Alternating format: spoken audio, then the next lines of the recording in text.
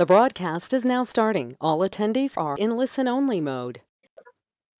So first of all, we are very thankful to all the association, institute and the organization who join us in this very important day for the profession on union budget.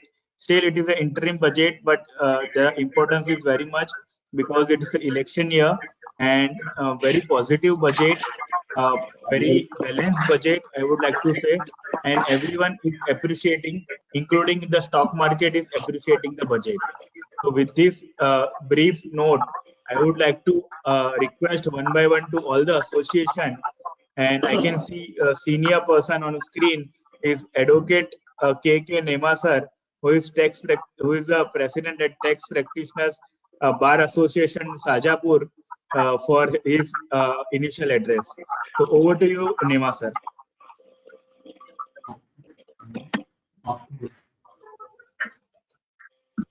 नेमा sir, आपसे request है कि आप 2 minute बोलिए sir. जी sir, जी sir. Sir नमस्कार। नमस्कार सर, आप एड्रेस करिए सभी को सर, सभी पार्टिसिपेंट्स को।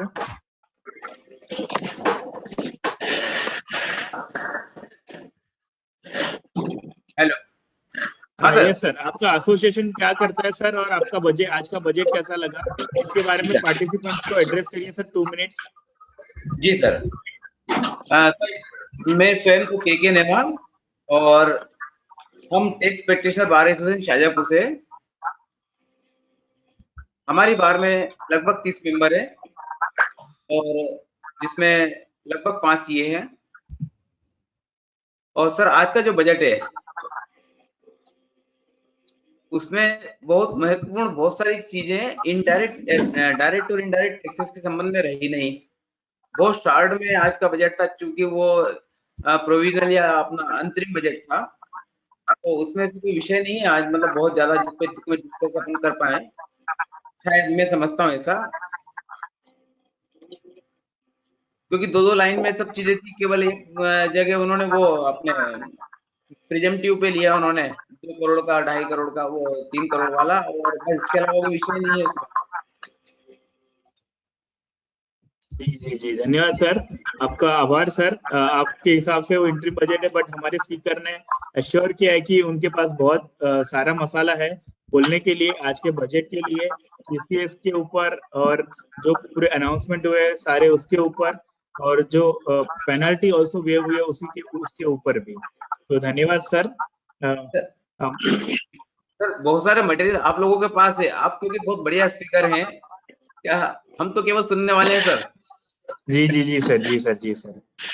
So now I would like to request Mradul Arya sir, who is the president at Tax Law Bar Association Bhopal, to address the attendees for 2 minutes sir, about the association and your budget announcement sir, about budget overview.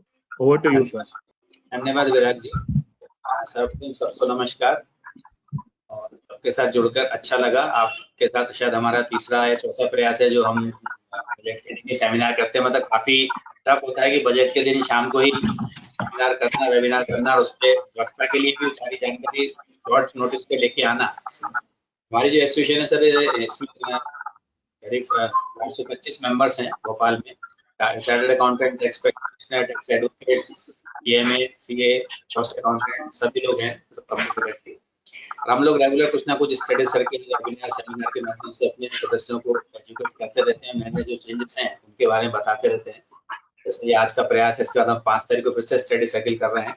इसमें जो नया section का हल्ला गुल्ला है 43BH income tax का अध्याय, budget में भी थोड़ा सा बजट को भी दोबारा एक बार रिव्यू कर लेंगे।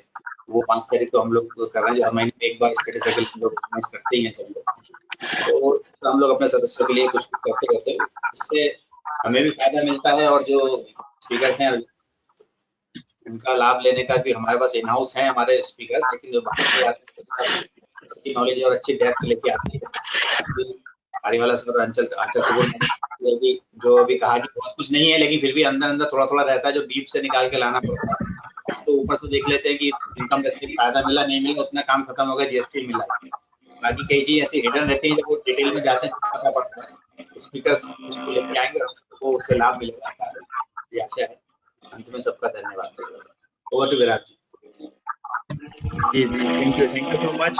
अभी मैं जाऊंगा CA Ashish Tekwani ji, president income tax bar association from Ahmedabad, from Gujarat.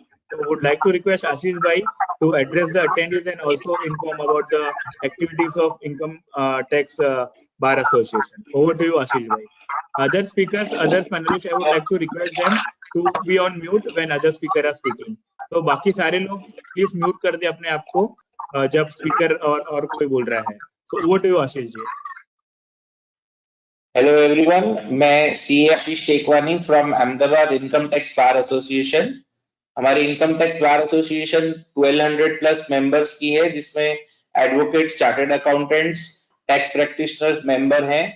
We come out with a monthly magazine और नेमली आईटी मिरर, एंड हर महीने हम कोई ना कोई सेमिनार या कोई ना कोई ओपन हाउस या कोई ना कोई इशू पे लेक्चर रखते ही हैं.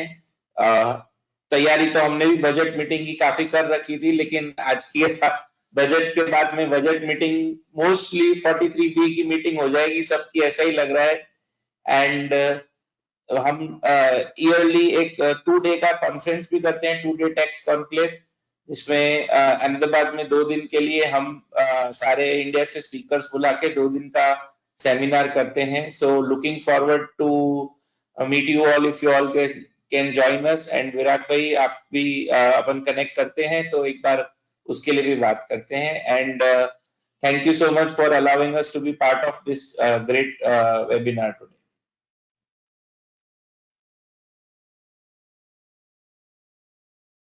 विराग ji, you have to unmute. Virag भाई, आप भी अपन कनेक्ट करते हैं तो एक बार. Yes, Ashish ji. Thank you for your address, and yes, we'll definitely connect as well. And now I would like to request Manoj Parak ji to address the attendees.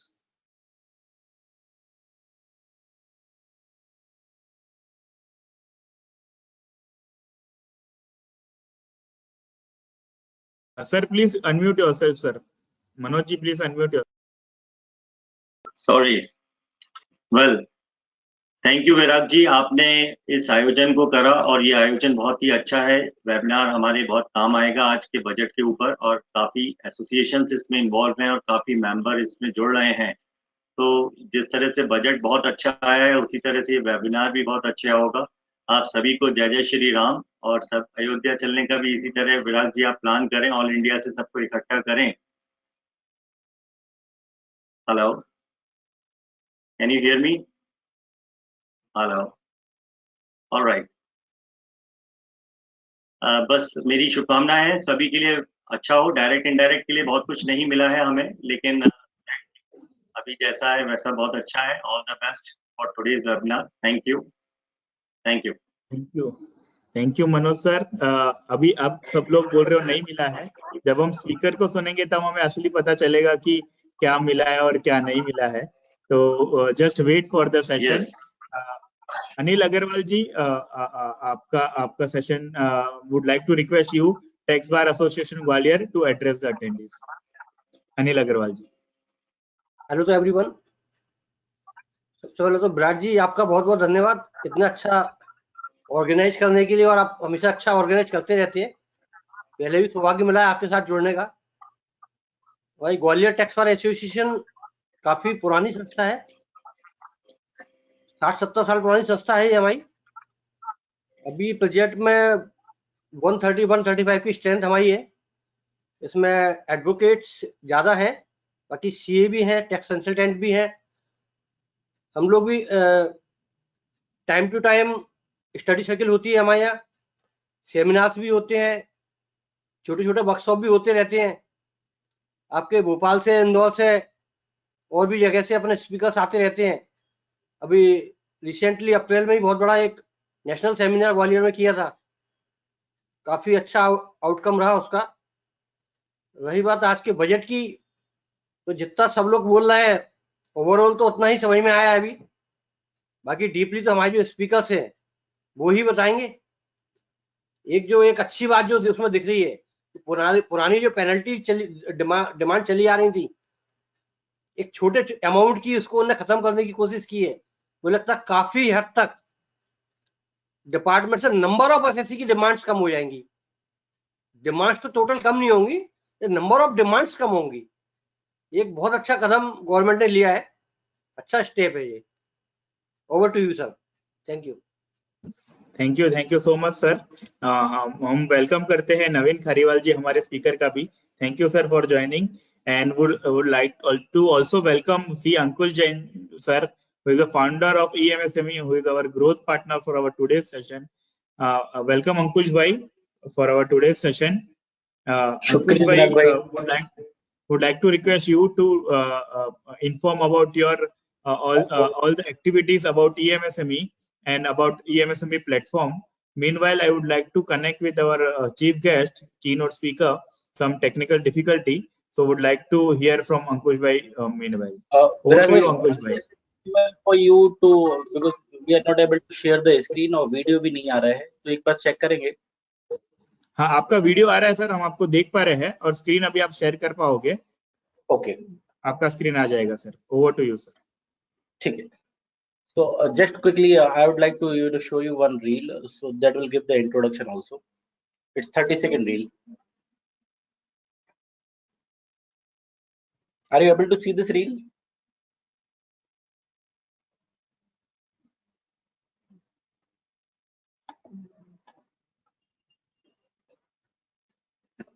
All right.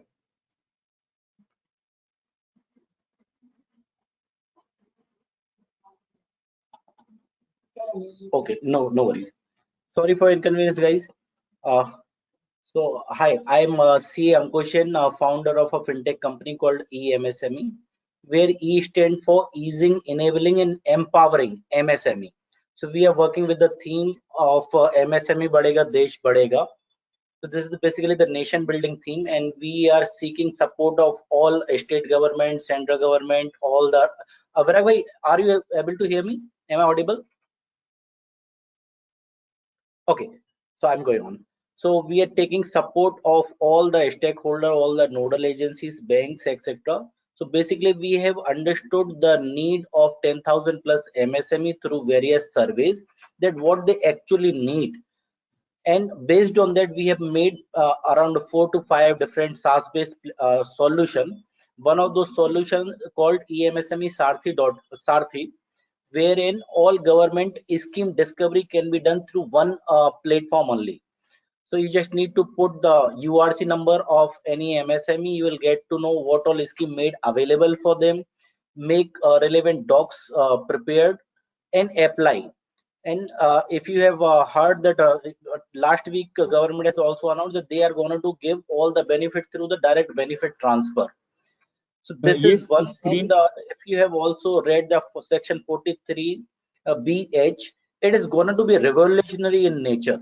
It is talk of the town, talk of the nation, that how it is going to benefit all the MSME, banks, government, and the entire ecosystem in creating a scale of economy. And churning will go in multiple ways, when everyone will receive the payment within the 45 days, or else they will get the 20.75% interest rate from the person who is delaying payment beyond 45 days. That is now mandatory, and it is gonna to change Indian escape in a large way. So that is also one of the scheme. So what we cater is direct tax, indirect tax, central government and state government scheme through one umbrella platform. Just put the URC number, he will get to know what all scheme meant for him. Let us support them. So we are also working with 200 plus charter accountant partner. So this is one of the new revenue stream for charter accountant partner as well, where they can also earn in crores. But let's not think about us, let's think about serving MSME first. Our money is byproduct of serving them. That is the kind of proposition we are working, and we are seeking support of all of you. So shukriya, Virag bhai, over to you. Thank you Ankush भाई, brief में आपका address complete करने के लिए और सबको आपके startup के बारे में बताने के लिए। एमएसएमई बढ़ेगा तो देश बढ़ेगा, बहुत ही अच्छा आपका मोटिव भी है नेशन बिल्डिंग का। Would like to request everyone to be the partner to subscriber of a annual plan of EMSME or visit the website of EMSME, you will get the benefit and your client also will get the benefit. So thank you Ankush bhai once विराग भाई, again. ये हमारा platform नहीं है, हम सबका platform है। हम सब चार्टर अकाउंटेंट बैकबोन है इंडियन इकोसिस्टम की। हम सब मिलके करेंगे, सबका ही है startup.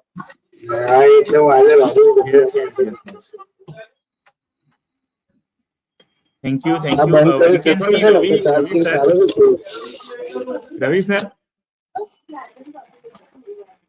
We can hear you sir. Ravi sir, आपका आवाज आ रहा है। तो राजू भाई भैया, would like to request Ravi Shah, Chartered Accountant Ravi Shah, who is the President of All Gujarat Federation of Tax Consultants, to address the attendees.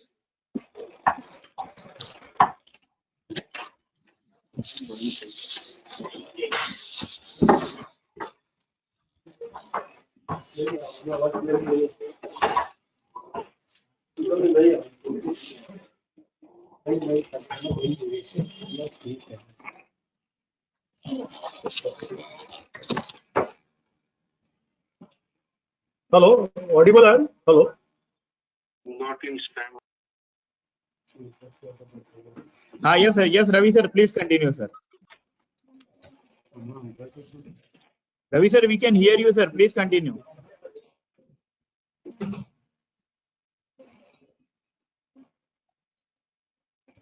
Ravi sir, आपको आवाज आ रही है हमारी? आई थिंक रवि सर के साथ कुछ इश्यू आ रहा है. Meanwhile would like to request CA Sameer Chaudhary sir, who is also a founder of FinTech Chanakya, who is doing wonderful work across India to address the attendees. Would like to tell you friends, we are already live on YouTube and LinkedIn as well, and people are watching there also to all of us. So over to you Samir bhai, and after that we'll would like to take Ravi Shah sir on the screen. Over to you Samir. Thank you Virag ji. Thank you Naveen Khariwal ji, present over here. Giving us from many years as a speaker. Friends, this side CA Samir Chaudhary. I am managing committee member of Ahmedabad branch of WRC of ICAI, and I run a YouTube channel with the name FinTech Chanakya, FINTAX. I used to share knowledge on finance, taxation, cyber security, forensics, and funding. Friends, we have a mission हम लोगों को knowledge share कर सके वहाँ पे live. And आज सबको कह रहे हैं कि बजट में कुछ भी नहीं है. Study about the white papers, जो मालूम पड़े व्हाइट पेपर्स में जो स्पीकर लेके आएंगे, तो वी विल कम टू कि बहुत कुछ है बजट में, and we will enlighten our knowledge with that thing. And the most important section 43 भी जो सबके लिए भी हेडेक बनी हुई है एमएसएमई की, we will even come to know on that part. Virag, you are doing a wonderful work. I am on the platform many times with you as a speaker, as a panelist, and many. Thank you for inviting again. Thank you. Thank you Samir bhai. And Ravi sir is there now. Ravi sir, I think we can see Ravi sir on the panelist list. Ravi sir, if you are there, you can unmute yourself. I think you are connected again on mobile, I think. So you can connect from there as well.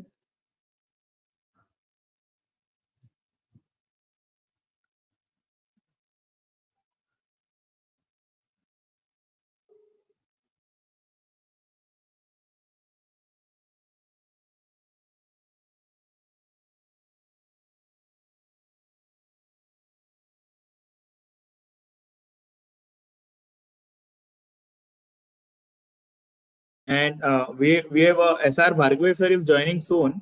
So meanwhile, would like to request CMA Chaitanya sir, Chairman of Western India Regional Council of the Institute of Cost Account of India, whose all members, many members are already joined, and sir is giving the 2 CP hours credit also. Would like to request sir to tell about the institute activity, WRC activity, and also his views on the budget. And after that, we'll take Samir's Bhargave sir also, Sanjay Bhargave sir. He's also joining in a minute or so. So over to you, Chaitanya sir. Thank you, Virag bhai. We have our institute has association with you, long time association with you. So once again, we are on the same platform. So thanks for that. I'm Chaitanya Morir, Chairman of West India Regional Council of Institute of Cost Accountants of India. Our institute is formed under an Act of Parliament in 1959, and we are working in the area of cost and management accountancy. We are working in the area of GST and all management accountancy. Regarding today's budget, I will say that for when Nirmala Madam said "Sabka Saath, Sabka Vikas," so she has also given a mantra for Vikasit Bharat 2047, and then they have given the focus areas how to do the Vikasit Bharat. So Garib Kalyan, Nirmala Madam said that Garib Kalyan Desh Ka Kalyan. So given some benefits to poor people, then empowering youth. Then she has also talked about the welfare of farmers. So again, the Nari Shakti. So Nirmala Madam said that there is a target for 2 crore people to become a Lakpati. So a lot of things Nirmala Madam has given in her speech today. So though it's as it is an interim budget, so we were expecting some kind of tax relief for individuals, but that didn't happen. We are expecting that in the full budget, and let's see how the full budget comes. But this interim budget is also a good budget and path forward for the Vikasit Bharat 2047. Over to you, Virag bhai. Yes, thank you so much, sir. Sanjay sir is also joining in sometime. Meanwhile, I would like to request if Ravi sir is there, or we can take advocate Santosh Gupta sir, who is the president at Tax Bar and Practitioner Association Chhatarpur, to address the attendees about the activity of the association and about his views on today's budget.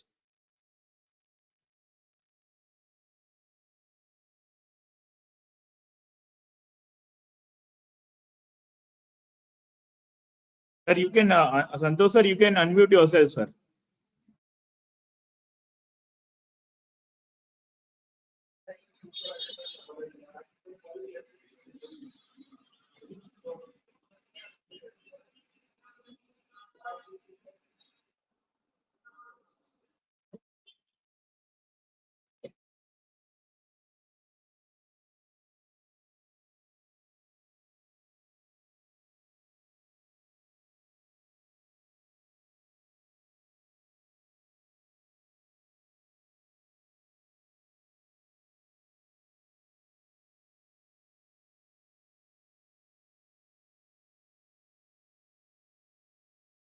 You see, only the name is there, no? Hello.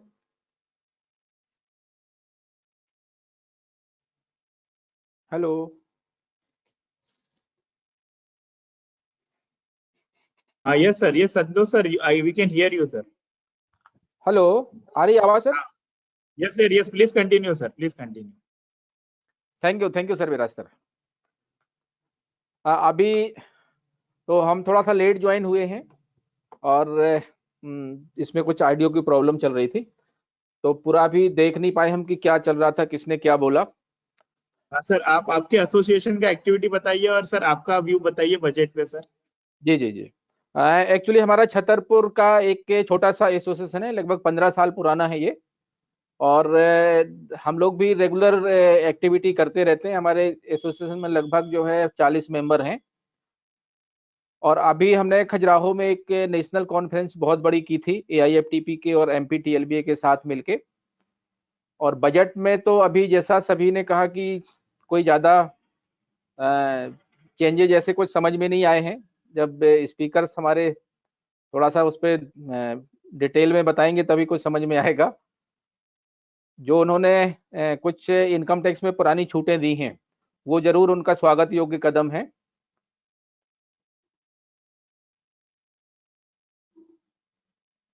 Ji ji Viraj sir. Thank you, sir. Advocate Santosh Gupta, sir. Ravi Shah, sir, is there? Ravi Shah, sir, President All Gujarat Federation of Tax Consultant. Hello Ravi Shah sir, हम आपको सुन पा रहे हैं। please address about the Yes, sir. activities of your association, federation, and about your views on budget, sir. Sure. I am representing all Gujarat Federation of Tax Consultant, and on behalf of all the committee members and all members, I welcome all. We have already several times we have invited Naveen Khariwal sir in our association programs. We are representing whole Gujarat, and we are the apex organization where all the organizations of official areas and all cities of Gujarat are also member of our association. We are actively engaged in representing the issues. Lastly, we have strongly represent the 43 BH issues and also other issues.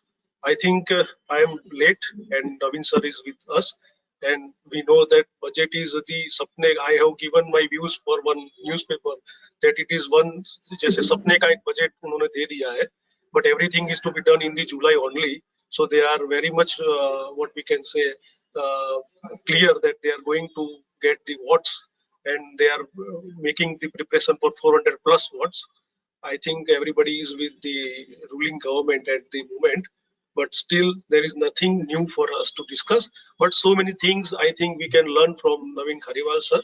So we should not waste our inaugural talk, and I request to do it fast so that we can hear Naveen Khariwal sir. Thank you very much. Thank you, Ravi sir. And we can see now Sanjay SR Bhargave sir is also there, our keynote speaker. Bhargave sir, can you able to hear us, sir? Sir is already joined, but I think some another technical issue now. Can you hear me? Yes, sir. We can hear you. But your camera is, I think, some issue with the camera. We cannot see you, sir. Please check if that is possible, sir. Camera, I think the window is off. I think that camera window. Window in the is also laptop. open, not off. Anyway, try. Otherwise, I can start basically. Even if you are not. One second, sir. We would like to request Chaitanya sir to introduce our keynote speaker, our today's keynote speaker. Over to you, Chaitanya sir. Yeah, thank you, Virag bhai. CMA Dr. Sanjay Bhargave. He is a fellow member of Institute of Cost Accountants of India. He is having more than 43 years of experience in the fields like journalism, taxation, cost and management accounting, budgeting, materials management, O&M implementation, and implementing advanced management techniques like Kaizen and ISO. He worked in senior position in the professionally managed companies. He is a practicing cost accountant from Pune, specialized in indirect taxes and cost reduction techniques. He was a Central Council member of Institute of Cost Accountants of India, a professionally body and form under an statutory act and parliament. And he was also a chairman of Western India Regional Council of Institute of Cost Accountants of India. He has been awarded as a PhD by Savitribai Phule Pune University on the subject tax planning as a tool for cost reduction, with special emphasis on central excise and service tax with reference to selected industrial units in and around Pune. We welcome Bhargave sir for this session. Over to you, Virag sir. Thank you, sir. I would like to request Bhargave sir to address the attendees. Yes, sir. Thank you. Good evening to all. CMA Chaitanya Morir, Chairman of WRC of ICAIIB, Mr. Arindam Goswami, Mr. Mihir Vyas, Nanti Shah, all are CMAs, Mr. Virag Shah, founder, NATZ, speakers, Mr. Naveen Khariwal and Ms. Aanchal Kapoor, and my professional colleagues and participants. First of all, I am very much thankful to Virag Shah and congratulate him for organizing this quick bite on the union budget, as well as the formation of the forum that is connect us. That will be very useful for all the practitioners. And I wish all the best, Virag Shah. Definitely you'll be successful in this your new endeavor. See, 1st February every year, it's an annual ritual for presenting budget. Honorable Finance Minister presented interim budget in Parliament, and today she created a record of presenting budget for the highest number of occasions. Earlier, Mr. Morarji Desai had presented budget for 5 times. Honorable Finance Minister in her introductory speech highlighted the Indian economy has witnessed profound positive transformation in last 10 years, and people of India are looking ahead to future with hope and optimism. Yes, certainly we are looking ahead to the future with hope to see Achhe Din.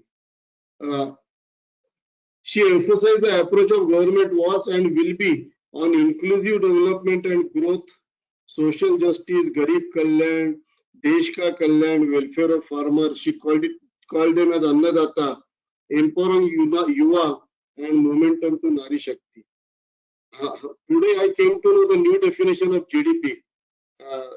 She also defined GDP as governance, development, and performance. Let us see how far it is true. FM specifically mentioned that in the economic management over last 10 years has contemplated people-centric inclusive growth development. Yes, that is definitely true to a great extent. As regards the strategy for Amritkal, FM said that the government will adopt economic policies that foster sustained growth, facilitate inclusive and sustainable development, improve productivity, create opportunities for all, help them to enhance their capabilities, and contribute to generation of resources to power investment and fulfill aspiration. Certain key announcement also she has made, like that solar power scheme, then PM Awas Yojana. While specifically mentioning these 2 or 3 announcements, that PM Awas Yojana basically is close to achieving target of 3 crore homes and 2 crore more homes planned due to also announced that government will launch a scheme to help deserving citizens of the middle class living in the rented house or slums or church and unauthorized colonies to buy or build their own houses. Yes, sir. This is a welcome measure and it will give boost to construction industry and also have positive effect on steel, cement and building material manufacturing sector. Another important thing which she mentioned, that corpus of 1 lakh crore to be established with 50 years interest-free loans for sunrise domains.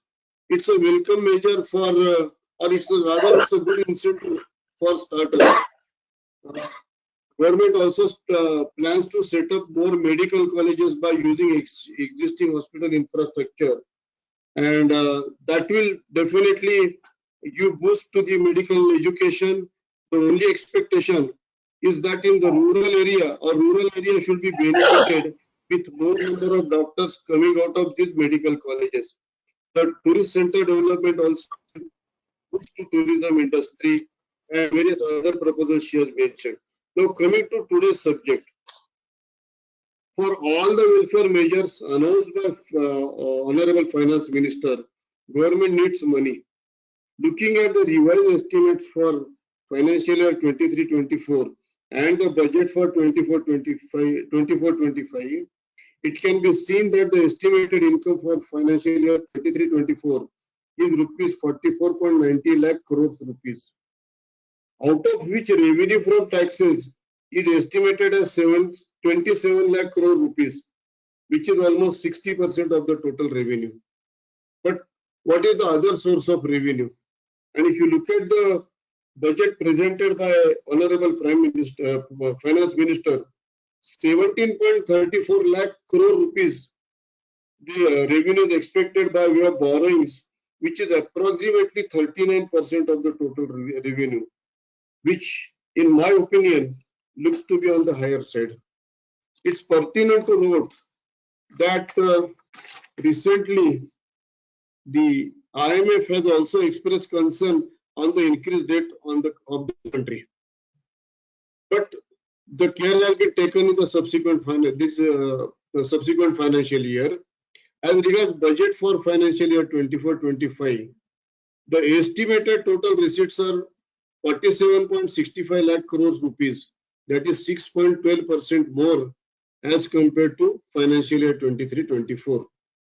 Out of the total revenue of 4765 lakh crore rupees, the revenue from taxes is estimated as 26.01 lakh crore rupees, which is 54.60% of the total revenue, and 16.85 lakh crore rupees is estimated by way of borrowings.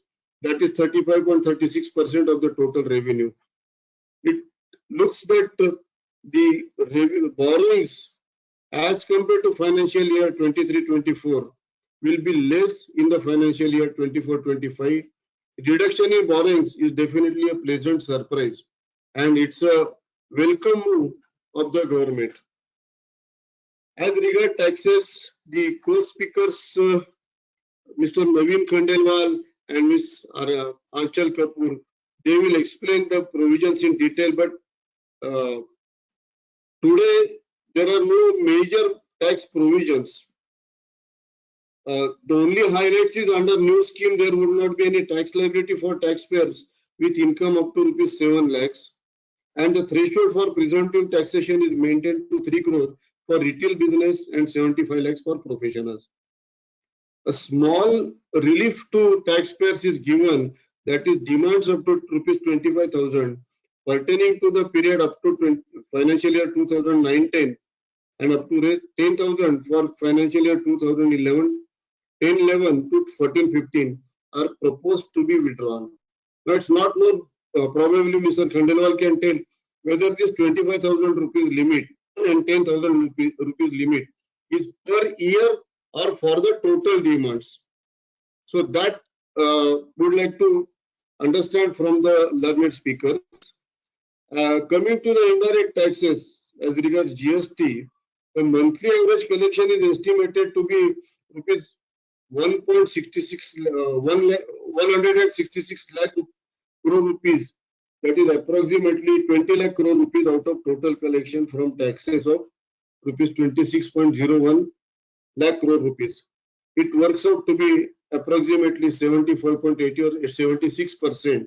That means only 25% revenue from taxes will come from the direct taxes. This composition, indirect taxes 75% and direct taxes 25%, looks to be little odd. And this also shows that the maximum revenue is estimated by way of indirect taxes. Also, of course, government always loves indirect taxes for the simple reason that general public does not understand how much taxes they are paying by way of indirect taxes. That could be one of the reasons. Another thing, she also mentioned that GST, the maximum beneficiary is consumer. But looking at the 1,66,000 lakh crores rupees monthly revenue from the indirect taxes, that was GST, it appears that the government is maximum beneficiary. And here I would like to mention that recently High Court has commented on the price reduction by way of benefits received by the taxpayers by way of ITC and others, whether it will result in the price reduction or not. That is not very clear. The anti-profiteering provisions are not there, but similar measures have to be there to ensure that the benefits received by the taxpayer, service provider, manufacturer are passed on to the consumers. Then only the consumers will be the maximum beneficiary. Now, how far this will be achieved? That's $1 million question. Of course, this being an interim budget, there is nothing much to comment on the tax provision. After elections, revised budget will be presented by Honorable Finance Minister, and we will have one more opportunity to meet and discuss. Till then, we all will enjoy the Achhe Din. Thank you, WRC, ICMA, and Connect Easy for this wonderful session to understand budget provisions and express my views on the same. Thank you once again. Thank you, Virag. Thank you, Chaitanya. Thank you all participants. Thank you so much, sir, for wonderful deliberation and very brief on and to the point. And you have covered all the details in keynote speaker, all the important aspect of our today's interim budget. Thank you so much.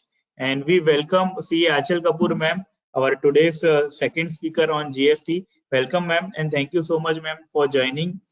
We also welcome CA Rakesh Singhi ji, who is the president at Association of Chartered Accountant Chennai. We also welcome Manish Tripathi ji, who is secretary at Madhya Pradesh Tax Law Bar Association. Before I invite Rakesh bhai, I would like to request Manish Tripathi ji to speak on about the activities of the association and about the today's budget. Over to you, Manish ji. Thank you Viraj ji, thank you very much. आपने इतने अच्छे कार्यक्रम के लिए हमें सम्मिलित होने का सौभाग्य मिला, नीलेश के माध्यम से आपसे जुड़ने का सौभाग्य मिला। निश्चित रूप से कहीं ना कहीं आपकी एक सार्थक पहल है और कहीं ना कहीं बेनिफिशियरी लोगों के लिए होगा। एक टीवी पे स्लाइड्स चलते हैं कि ये बजट में अमेंडमेंट हुए और ये सारी चीजें चेंजेस हुई। एक्चुअली इसके पीछे बहुत बड़ी पिक्चर है, जो कि इसी तरीके के सेमिनार्स एंड स्पीकर्स के माध्यम से हम उसको क्लियर कर पाएंगे। खाली कह देने से कि इतना सा हुआ है, जीएसटी में सिर्फ 2 अमेंडमेंट बोलेंगे, लेकिन इसके पीछे बहुत बड़ी कहानी है।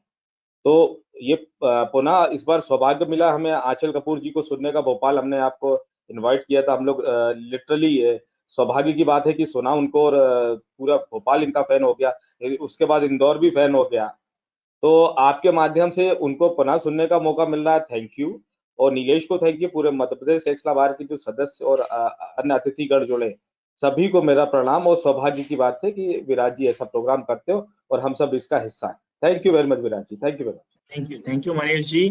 मैं कहना चाहूंगा कि backbone of this entire webinar and particularly the Madhya Pradesh, वो पूरा क्रेडिट जाता है एडवोकेट नीलेश कुशवाहा जी को, जिन्होंने सभी को जोड़ के ये पूरा सेशन किया। धन्यवाद नीलेश कुशवाहा जी। मैं आपको निवेदन करूंगा कि आप 2 शब्द बोलिए। आप पूरे एमपी को बहुत अच्छे से जान रहे हो, सारे प्रोफेशनल को जानते हो, सारे टैक्स प्रैक्टिशनर्स को जानते हो, तो उसके आप नस को पहचानते हो। तो मैं आपको निवेदन करना चाहूंगा कि आप एड्रेस करिए सभी को। ओवर टू यू नीलेश जी। सभी को नमस्कार। विराग जी, आपने विराग सर ने मेरे को बोला कि एक प्रोग्राम करना है, तो आपके मध्य प्रदेश की सारी एसोसिएशंस को जोड़ना है। तो एक बहुत छोटे से समय में मैंने मनीष सर से बात की, लखोटिया सर से बात की, सभी लोगों से मैंने बात की, तो सारी एसोसिएशन मध्य प्रदेश की जोड़ने के लिए तैयार हो गई। और काफी अच्छा प्रोग्राम, लास्ट ईयर भी हमने साथ में ही प्रोग्राम किया था, उस समय भी हमारे मध्य प्रदेश की लगभग काफी सारी एसोसिएशन जुड़ी थी। आंचल मैम का हमारा भोपाल का एक बहुत अच्छा प्रोग्राम रहा था, और इंदौर भी बहुत अच्छा प्रोग्राम रहा मैम का हमारे साथ। तो सर बस ठीक।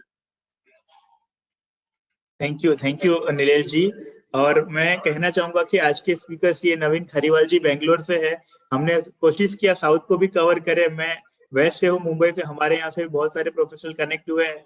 और हमारे यहाँ से सीए राकेश सिंघवी जी जो है president association of chartered accountant Chennai, वो भी बहुत बड़े फैन है। सारे मेंबर्स नवीन सर के जो साउथ से है, और ऑब्वियसली आंचल कपूर के फैन तो जैसे अभी बताया पूरा मध्य प्रदेश भोपाल है। मैं कहना चाहूंगा कि पूरा भारतवर्ष अभी मैम का फैन है। जो तरह से मैम समझाती है तो सभी को बहुत ही अच्छा लग रहा है, और एक बार में समझ आ जाता है सारे प्रोविजन जो कंटिन्यूअसली अपडेट होते रहते हैं जीएसटी में, और डिफरेंट फॉर्म्स और अमेंडमेंट आते रहते हैं, वो बहुत ही अच्छे से समझाती है ma'am. Thank you ma'am once again आपका जुड़ने के लिए, आज के सेशन के लिए, आज इतने बड़े इंपॉर्टेंट डे 1 बजट पे हमारे साथ रहने के लिए। अभी मैं निवेदन करूंगा सीए राकेश सिंघवी जी को कि आप एड्रेस करिए सभी को। Over to you Rakesh ji. 1 minute interrupt करना चाहूंगी। I am sorry Rakesh sir, will take a minute. पहले तो I am really very thankful. और सर देखिए विराज जी, आपको मैंने एक्सपेक्ट किया था, the lovely audience I expected, but when I switched on and I saw the entire Madhya Pradesh people over there, Nilesh ji को देखा and the others all who have joined, Santosh Gupta ji is there, मतलब it is a big surprise for me, और एक बार मुझे फिर से इंदौर और Gwalior and वो सब याद आ गया. So thank you so much for connecting with me with all of them, and of course the friends from the south and all. We are really happy to have you on this platform, and thank you, Virag ji. Found you, the Connect Easy has always been one of my favorite platforms through which I had an entry in the Mumbai, Maharashtra. So thank you so much. Over to you, Rakesh sir. And obviously, ma'am, we have a Gujarat people also, CA Ravi Shah ji, who is the president of All Gujarat Federation of Tax Consultants. Samir ji is also a committee member of Ahmedabad branch. So we have entire India present here also, ma'am. Right. Thank you. Thank you. Yeah, we welcome them all. Rakesh sir, you are from South and you know the Naveen sir very well. Obviously, Naveen sir is famous entire India, but is very much connected in South. So would like to request Rakesh Singhvi sir to address the attendees, to all the attendees, and also about we know the Naveen activity sir of very association and about the budget also. Over to you, Rakesh. definitely we know Naveen sir very well. He is from Bangalore. बहुत ही अच्छे speaker हैं और thank you connect easy Virag Shah for giving us opportunity to join this webinar. हमारा association of chartered accountants Chennai के नाम से है. It is a 21-year old organization. We are 350 plus members in Tamil Nadu. Majorly our membership is from Chennai. We also have members from other than Chennai in Tamil Nadu, and we are conducting monthly meetings. Every month we conduct meetings and we invite speakers from throughout the nation. National level speakers we invite on our seminars and webinars. So thank you team. Now we are open to, I mean, हम speakers से नवीन sir और आंचल madam का, we are waiting to hear you speakers. Yes, thank you so much, Rakesh ji. We have already heard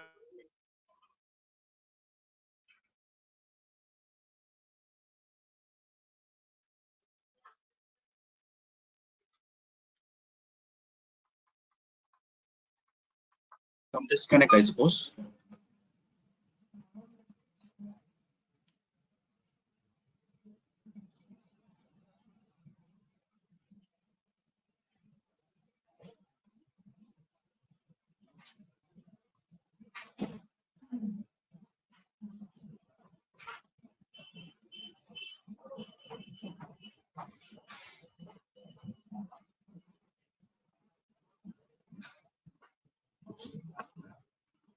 Okay, sir, I think so. Sir stands disconnected, Viraj ji. So you kindly take up, and I think so, Naveen sir, you are going to speak on income tax first.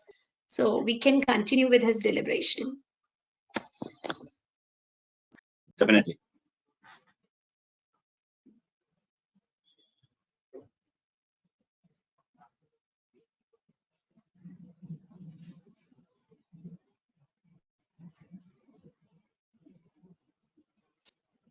Good evening to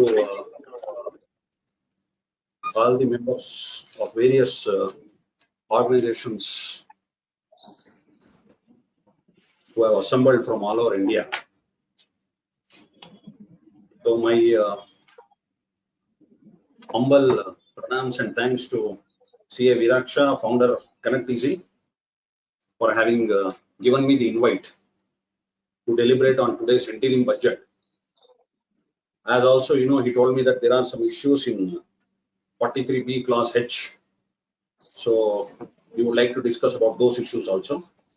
On my screen, I can see Ashish Tekwani ji, President IT Bar Association, Anil Agarwal ji, President Tax Bar Association Gwalior, Advocate KK Nema ji, Tax Practitioner Bar Association Chhatarpur, Advocate Santosh Gupta ji, President Tax Bar and Practitioners Association Chhatarpur, Manoj Parak ji, Advocate KK Nema ji, Tax Practitioner Bar Association Shajapur, Manoj Parak ji, CA Rakesh Singhvi ji, President Association of Chartered Accountants Chennai, Manish Tripathi ji, Secretary Madhya Pradesh Tax Law Bar Association, Nilesh Kushwaha ji, Webinar Director, Ravi Shah ji, President All Gujarat Federation of Tax Consultants, Mridul Arya ji, President Tax Law Bar Association Gopal, and of course my co-speaker, CA Aanchal Kapoor, GST expert. Now, I have also, tried to prepare some slides, and I'll try to share this presentation also in the short time available. So I think I can go on up to 7 o'clock, sir. Hello, am I audible, sir? Yes, sir. Yes, sir. And my screen is also audible, no? Yes, sir. You are audible, sir. Yeah. Yes, your screen is also visible, sir. Please continue. Sir. Fine, sir. Fine. So in this budget speech, what I was, first comment would be, it is the 6th budget presented by Madam Nirmala Sitharaman ji, and one of the shortest budget speeches ever. It hardly had around about 5,246 words, and the time limit taken by Madam was around about 58 minutes. So that is the first thought about the budget. Second thought about the budget would be, the government of the day and how Madam Sitharaman, went on telling this budget, Sabka Saath or Sabka Vikas. So I would bring here Virag Shah into picture. Sabka Saath, Sabka Vikas, and instead of Sabka Prayas, you can tell Virag Shah ka prayas to get, so many organizations across India for this interim budget. Now, let us move into the budget, sir. What has in stores in this budget? Now, basically what Madam is telling, I want a developed India by 2047. Viksit Bharat by 2047. Developed India. Then, there are various amendments, made in the income tax as well as GST, which has been saved, when she was confidently, she told that when we come back in June, I would be presenting the budget with all the amendments in income tax as well as GST, direct taxes as well as indirect taxes. So now if you see the focus areas, there are 4 focus areas. So what are they telling? First, your direct benefit transfer. Long back, Rajiv Gandhi, I remember in 1985, he told, what do? I want to help the common man. But when I send 1 rupee, only 15 paisa is reaching the common man. Today, my dear friend, if you see, direct benefit transfer has led to savings of 2.7 lakh crore. And then your 25 crore people have moved out of your poverty. Then there is a credit assistance to 78 lakh street vendors under PM Swanidhi. Then, empowering the youth, 1.4 crore youth are trained under Skill India mission. And then, there is fostering entrepreneurial aspirations of youth. 43 crore loans have been sanctioned under PM Mudra Yojana.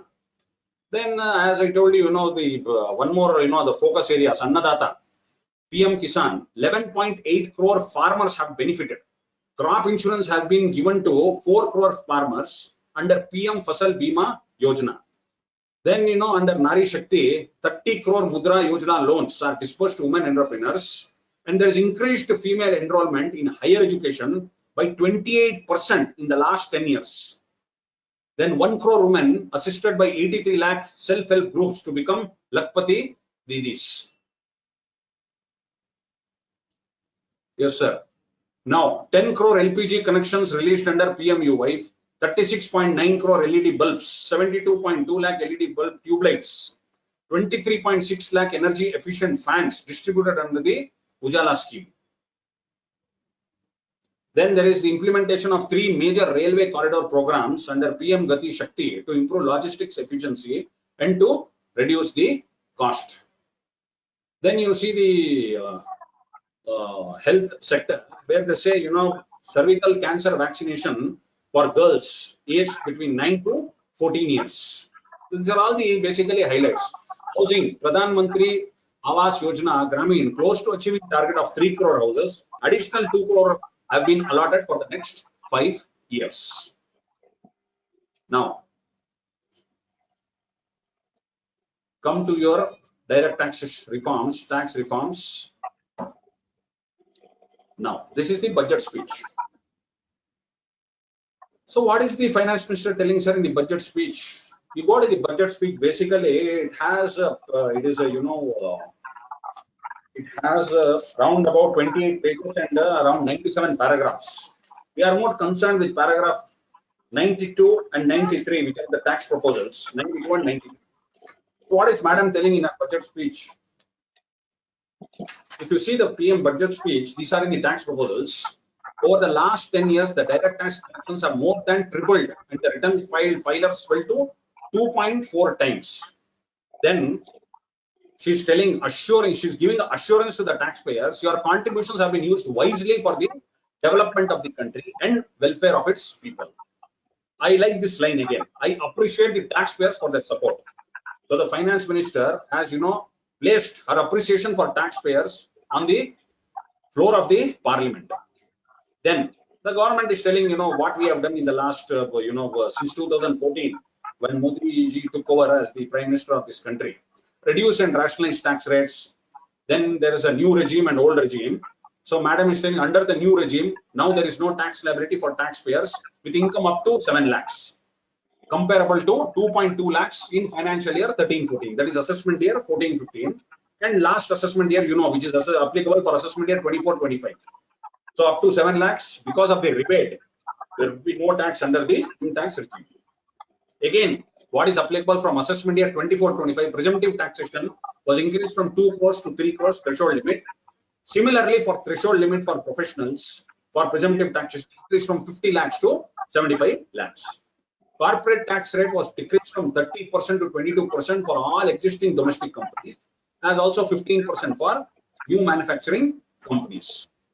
Now, basically what the government is telling is, our focus has been to improve taxpayer services. They replace the age-old jurisdiction-based assessment with faceless assessment and appeal. Thereby, what are they telling? Imparting greater efficiency, transparency, accountability. Let me tell you, my dear friends, India is the first country in the world to implement faceless assessment, faceless appeal, faceless penalty. And then there is a concept of updated tax returns 139(8)A, new form 26AS, pre-filling of tax returns. They have also made, they are telling, filing of tax returns simpler and easier. This is the best thing what the government has done, and it has been achieved on ground level. Let me tell you, as a practicing chartered accountant, average processing time of returns has been reduced from 93 days in the year 13-14 financial year to a mere 10 days this year, thereby making refunds faster. Now, the tax proposals. What madam is telling, I do not propose to make any changes relating to my taxation and propose to retain the same tax rates for direct taxes and indirect taxes, including your import duties. However, certain tax benefits to your startups, investments, etc., including your IFSC, which it was expiring on 31st March 24, that is now extended to 31st March 25. Nothing, that is only amendment. Now, this is one more beautiful amendment. What is she telling? What is the vision of the government basically as regards taxpayers is ease of living and ease of doing business. So there is an announcement to improve taxpayer services. What madam is telling, large number of petty, non-verified, non-reconciled or disputed direct tax demands dating as far as year 1962. Income Tax Act 1961, assessment year will start from 1962. They continue to remain in books.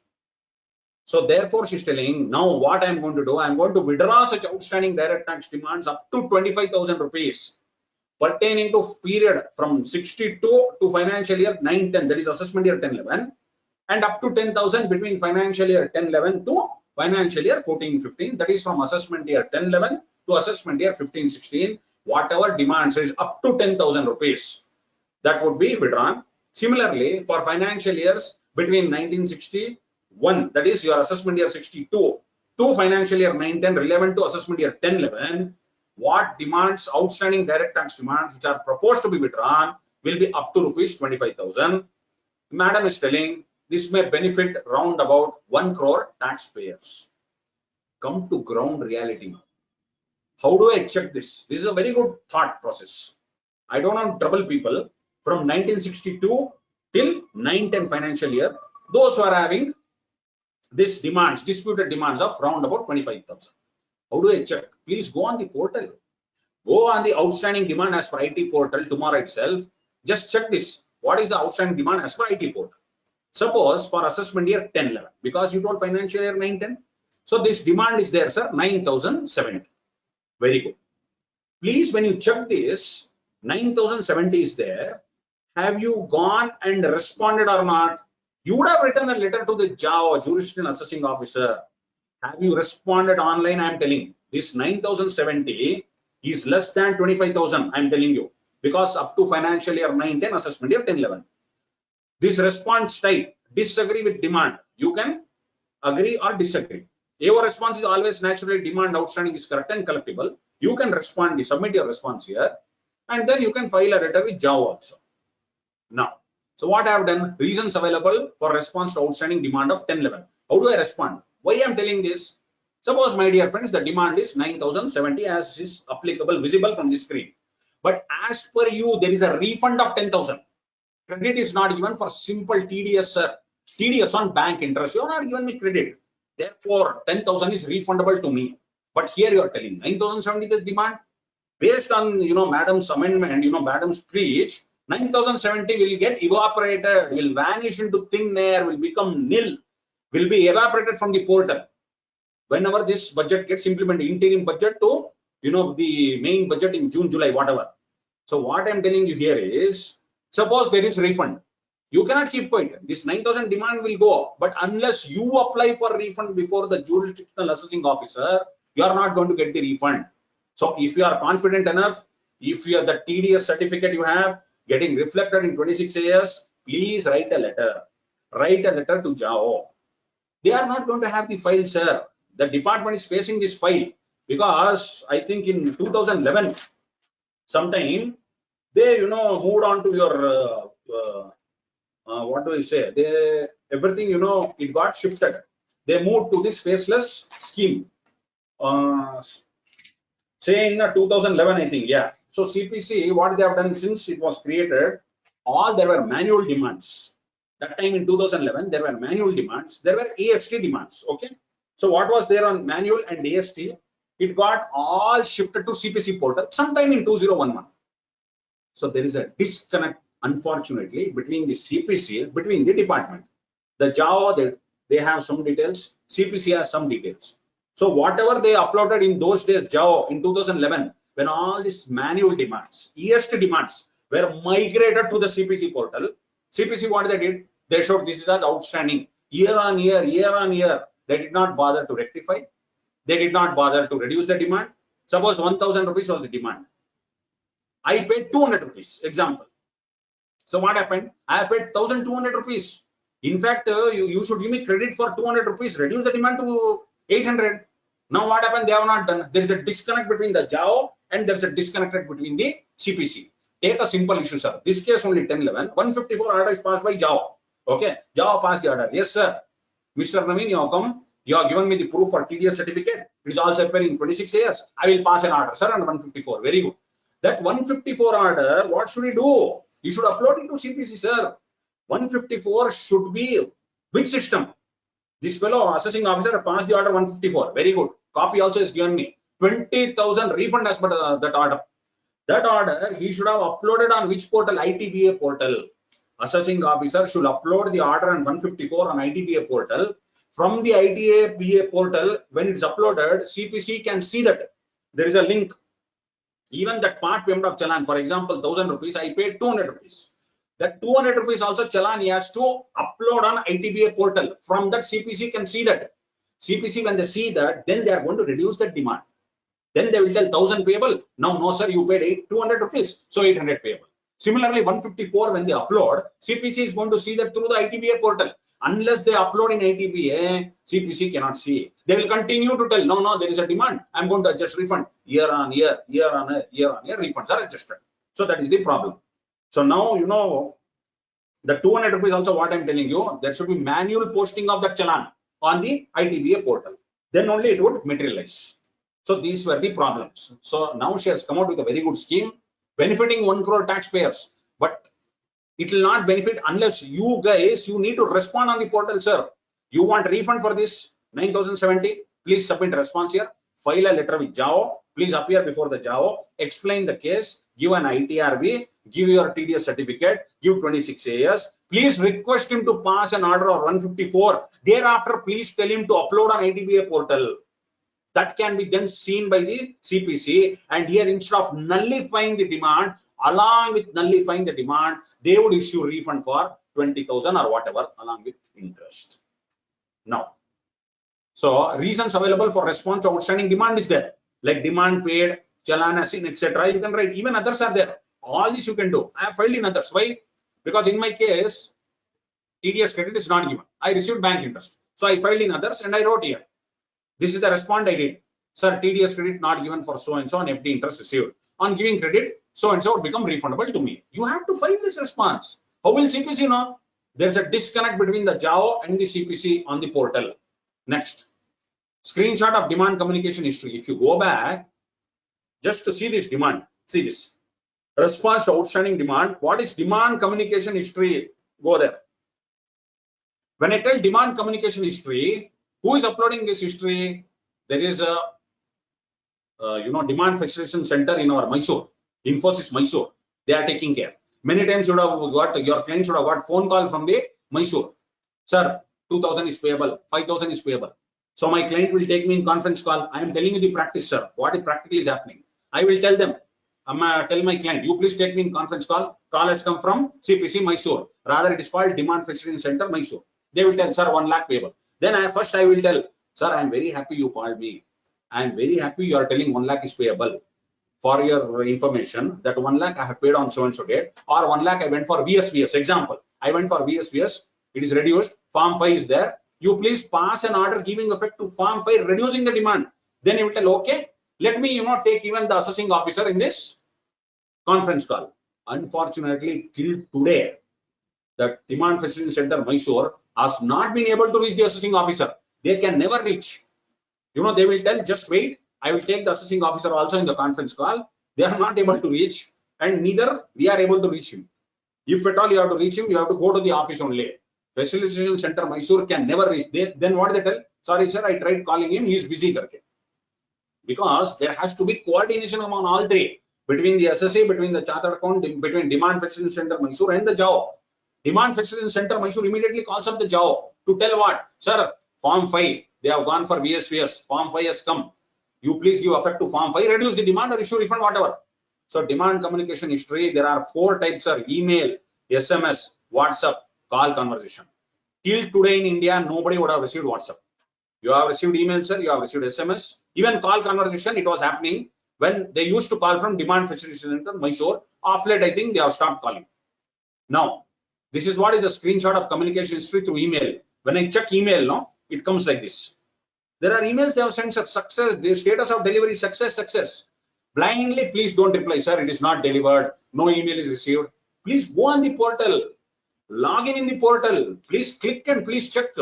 When you see demand communication history, check email, check SMS, check WhatsApp, check call conversation. WhatsApp anyway, they have not sent, fine. SMS would have come, email would have come, call conversation, they will tell. Suppose they have called me today, they will tell, I called up so and so on so and so date. Let us check this mail. See, 2 times they have sent email.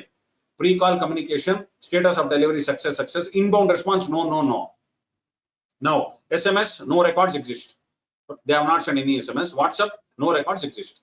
Call conversation, yes, outbound, 18 July, etc. So like this it is there. Now, details of outstanding demand as per IT portal. I told you financial year 9-10, up to that is 25,000, sir. Financial year 10-11 to financial year 14-15 will be 10,000 rupees. So I am taking assessment year 15-16. Suppose 8,720, you need not worry, sir. Now it will get nullified. But this is an interim budget and we are in February 1st today. Today is February 1st. By 31st March, CPC would have adjusted all these demands until the budget is passed. Until this budget is passed, CPC will continue to adjust all these demands because they are going to process the returns now for assessment year 23-24. All these demands would be adjusted, or they have to be given direction by the finance ministry to hold on, because such a proposal is there in the interim budget, which would anyway, see the light of the day. Because as madam was confident, the same government is anyway going to come. We are going to act upon our promise. Therefore, I am as well requesting madam, kindly give a direction to CPC, ma'am. This 8,720, please don't adjust. Suppose the refund is there for 20,000, 23-24. Kindly, my humble request is please don't adjust, because you yourself have promised in the budget, telling that what? Financial year 10-11, financial year 9-10, then financial year 10-11 to financial year 14-15, I will waive off 10,000 rupees. This is only 8,720. Suppose 10,000 refund is there for 23-24. My humble request is kindly give a direction to CPC from today. Whenever you process the intimation, kindly don't adjust the outstanding demands. If it is more than 10,000 or 25,000 between those, I have no problem, sir. That too, there may be genuine problems, some rectification may be pending. But where they are less than 10,000 between these years and less than 25,000 for those years, my humble request is to Madam is kindly give a direction to CPC to stop adjusting demand from today itself. Next. Then my humble request is again, I'm just telling you 1 or 2 points, what is happening today. In today on IT portal, what is happening? There is e-campaign high value transaction for assessment year 23-24. When you go there, first your assessee is receiving a mail. Fine, sir. Your assessee receives a mail, high value transaction. Kindly do not ignore, sir. Many chartered accountants I have seen, including my friends, what is this? Why should I reply? So many notices come. I have got 1,000 clients. Example, my friend will tell, I cannot reply to 1,000 notices. I mean, this is an email. The client will just forward this mail to you. You are going to sit quietly. No, I will not reply at all. So this, for high value transactions, mail comes. E-campaign high value transaction inside portal 25/12/2003 example. This is the information appearing in compliance portal under e-campaign list. So high value transaction, etc. It is pending. Provide feedback in EIS. It's telling. See this star. It is telling expected. Feedback is expected. Whenever this color comes, sir, this star, that means what? Feedback is a must. It is mandatory. You have to provide feedback. Now, what is the feedback in this case? Example, there is interest from savings bank, 48,000. He's telling interest from savings bank. Feedback. Interest from others. For example, Mahindra and Mahindra Financial Services, 20 lakhs. Why can't you give a feedback? He's telling he's expected. I am expecting you to give me feedback. When you press that feedback, I want to give a feedback. Provide feedback in EAS, will navigate to EAS and provide feedback. In EAS view, the information on which feedback is received, required is expected, is marked as expected. This is what I'm showing you. This is expected. So what they expect, sir? Their information is correct. This is the feedback. Information is correct, correctly reflected in idea. Income is not taxable. Information not fully correct. Information relates to other PAN, is duplicate, information denied, etc. Write whatever you want. Suppose you are thinking information is correct. Then suppose you have not declared this 20 lakhs interest. Return is filed. File updated return 139.8A. You write this is correct. Just write that is correct. Immediately file a return 139.8A. Update return. Pay tax.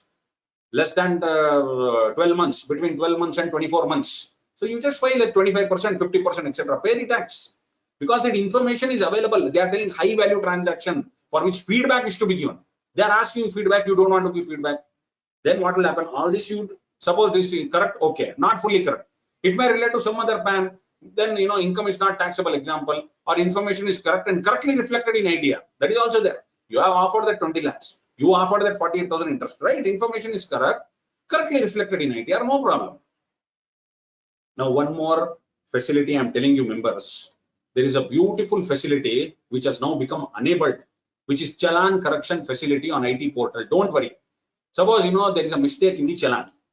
It can be done only from assessment year 2021 onwards, my dear friends. Only from assessment year 2021 onwards. Before that, you want to do? Approach the job. That's all. Now, what can you do? Change in assessment year, you can correct, sir. Change in major head and change in minor head. You know that. Change in minor head is your 100 advanced tax, 300 self-assessment tax, 400 is your regular assessment tax. So, all these 100, 300, 400 as well as assessment year can be done, sir. Now, what is the time limit? Time limit very important. It can be done only from assessment year 2021 onwards. Change in assessment year. How much is the time? You did the mistake today. They are telling within 7 days. Only within 7 days. Whereas this change in major head and minor head is 30 days. They are telling you can submit that correction request online within 30 days of challan deposit date. My clients, they did mistakes, sir. I am telling you practically. They've, they paid the tax. Intimation came for assessment year 23-24. They filed the return without payment of self-assessment tax. Why? To avoid that. Otherwise 139.8 25% and 50%. So they filed the return. They told, sir, we are shortage of funds. Next month I will pay with interest. So intimation came, 40 lakhs, etc., 50 lakhs. Immediately they made the payment after intimation came. But by mistake they did 300. And assessment year also they wrote wrongly. So immediately we made change assessment year. It is when the intimation comes, it is 400. It is not 300. So that also we did online. See, for example, assessment year 23-24, 11,470.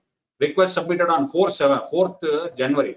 What we did? Tax payable, income tax, other than companies 21, minor head 300, etc. Corrections, assessment year and minor head corrected.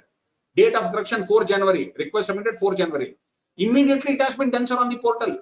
What mistake we did? Assessment year mistake I did. Minor head also correction I did 300, 400. When request submitted on 4 January, correction itself 4 January. It is very, very effective, but only applicable from 2021 onwards. Don't worry. So similarly, then you can check again. Correction approved. See, 4 January correction approved. What is correction? AY and minor head correction request submitted, correction approved. All these are done practically. Download corrected detail. Immediately it goes. Very, very handy for you. Now, what about your updated return 139.8? This is again, I am telling you, my dear friends. See, call me now, my good friend. 15 returns he has filed from his office, 139.8. All 15 returns they have received demand under 139.8. See this. So what we did now? Fortunately, there is an intimation now, 139.8. December, this is the thing. Return was processed, received intimation, raising demand of 2,46,000. Reason for which is not reflecting in intimation past. You are not giving me the reason. See this. If you see here that updated income is accepted, 1 crore 6 lakhs, 1 crore 6 lakhs. Suddenly amount payable, 28 lakhs became 30 lakhs. Where is the details? You are not bothered to give me details. First of all, I filed return 139.8. It is an updated return. I am very happy you accepted my returned income. You accepted my return income, amount payable. Nobody knows, sir. Is it special rate of tax, normal rate of tax? What is done? Nobody knows because calculation is not given. Unlike in the normal intimations. So 28 lakhs, what I declared in my return tax, I paid with 30 lakhs. Not there. 246, unfortunately, demand is there. What we did is we just filed, rectification request for reprocess. That's all. Nothing else can be done. And you have to file an appeal. Please file an appeal immediately. In the appeal, you should ask clearly, sir, the basis of arriving this amount payable not known. According to me, it is 28 lakhs. I'm going to give the details also. Calculate everything that under 246, file an appeal against this intimation under 143.1. So I thought I should, inform all the members who are in practice. Now, as Madam told, there are no change in rates of taxes. So personal tax rates for the new regime, mandatory if not opted for old. By default, my dear friend, the new regime is the tax regime from this assessment year onwards. If you want to opt for old, then you have to opt. So these rates are same. What was for 24-25? What Madam told, no change. So up to 3 lakhs nil. Next 3 lakhs, it is 5%. Next 3 lakhs, 10%. Next 3 lakhs, 15%. Next 3 lakhs, 20%. Next 3 lakhs is, above 15 lakhs is 30%. So this is the new tax regime. No deduction available except your standard deduction 16IA, 50,000 rupees or amount of salary, whichever is less, no problem. Family pension 57 to a deduction, that is 33 1/3% of such income or 15,000, whichever is less. And your Agnivir corpus fund, which will not impact many practitioners, 80cc H subsection 2, cess anyway 4%. Similarly, for your old regime, if you want to do from this year onwards, from assessment year 24-25, and this is for assessment year 25-26. So up to 2,50,000 is nil. 2,50,000 to 5 lakhs is 5%. 5 lakh to 10 lakh 20%. 10 lakhs and above 30%. No change at all, sir. And continue with the sets for your between senior citizen 60 to 80 years. Up to 3 lakhs nil. 3 lakh to 5 lakhs 5%. 5 lakh to 10 lakh 20%. 10 lakhs and above 30%. And cess of 4% is leviable on amount of income tax and surcharge. Super senior citizen above 80 years of age, as it is bilkul no change. Up to 5 lakhs nil, 5 lakhs to 10 lakhs 20%, 10 lakhs and above 30%. Now surcharge to be added, same thing, sir. Up to 50 lakhs nil, 50 lakhs to 1 crore 10%, 1 crore to 2 crores it is 15% surcharge, 2 crores to 5 crores 25%, above 5 crores they are telling it is 25% and 37%. That 37% is what? But however, surcharge on dividend and capital gain will be restricted to 15% only. So that what was 37% became 25%. In old regime, it will continue to be 37%. Under new regime, it is 37. It became 25%. However, my dear friends, surcharge on dividend and capital gain under 111A, 112A, etc. will be restricted to 15% only. Corporate rates also totally unchanged, sir. Domestic company having total income less than 1 crore 30%. more than 1 crore, less than 10 crores, that will be 30% plus surcharge of 7%. Now the domestic company having income more than 10 crores, it is 30% plus surcharge of 12%. Then your other companies having total income less than 1 crore is 40%. Other companies having total income more than 1 crore but less than 10 crores, 40% plus 2%. And that other companies having total income more than 10 crores will be 40% plus 5% surcharge. Then this is not more than, this is 10 crore. And cess is as usual, sir, 4%. Now firm as usual, sir, 30% and surcharge at 12% if the income of the firm is more than 1 crore along with cess of 4%. Cooperative society less than 10,000, 10%, between 10,000 and 20,000 rupees 1,000 plus 20% of total income in excess for 10,000. More than 20,000 will be 3,000 plus 30% of total income in excess of 20,000. So this is the surcharge to be added.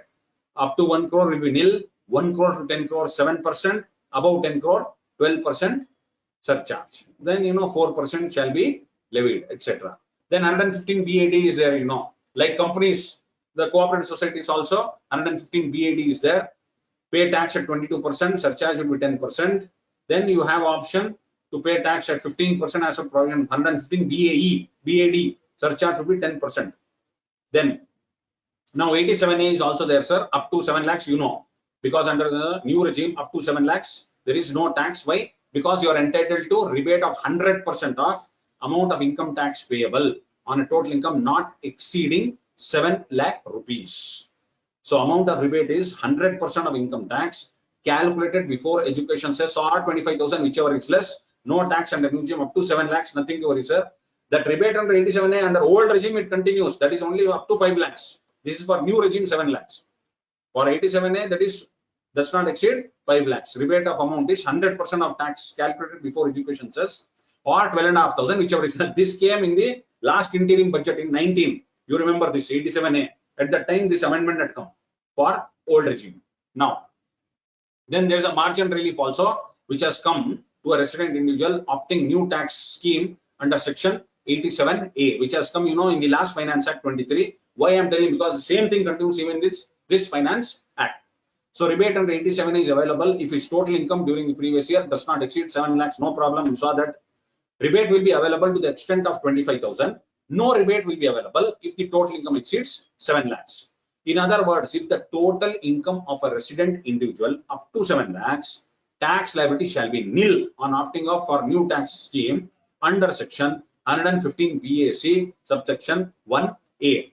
However, if the income includes income taxable at a special rate, then rebate would be allowed to the extent of 25,000. So these are the steps which are given.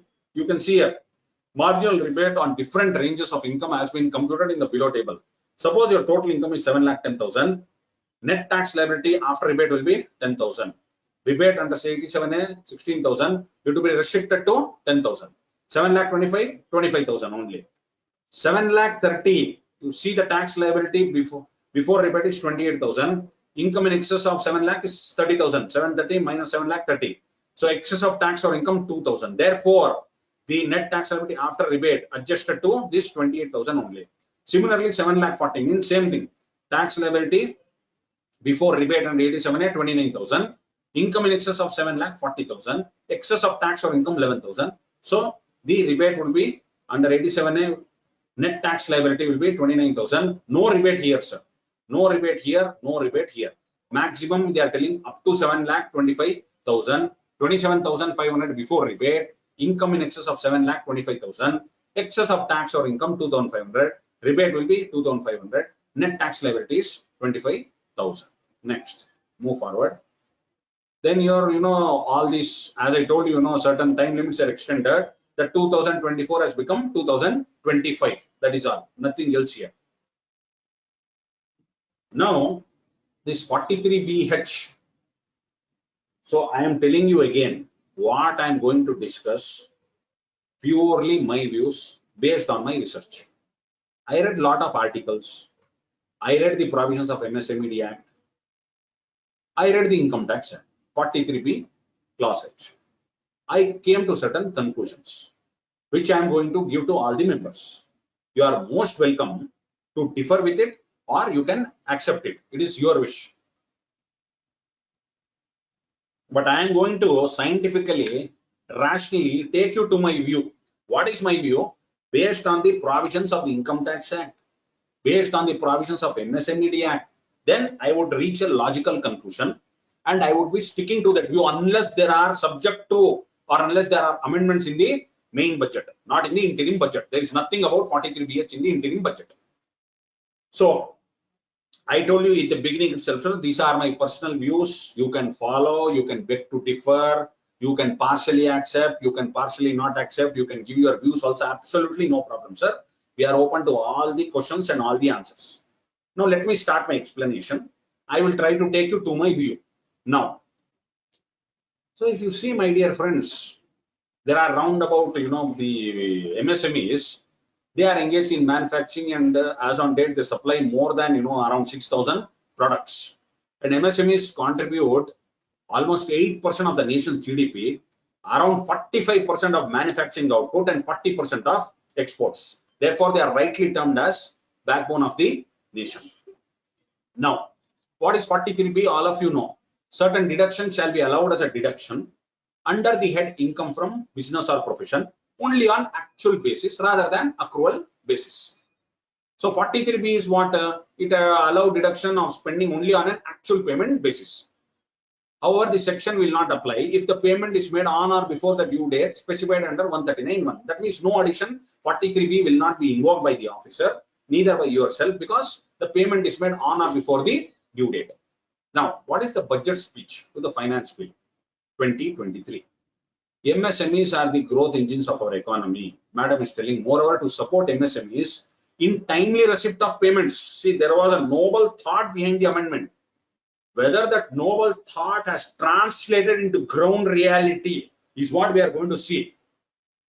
Moreover, to support MSMEs in timely receipt of payments, I propose to allow deduction for expenditure incurred on payments made to them only when payment is actually made. So, Madam is having a noble thought, noble intention.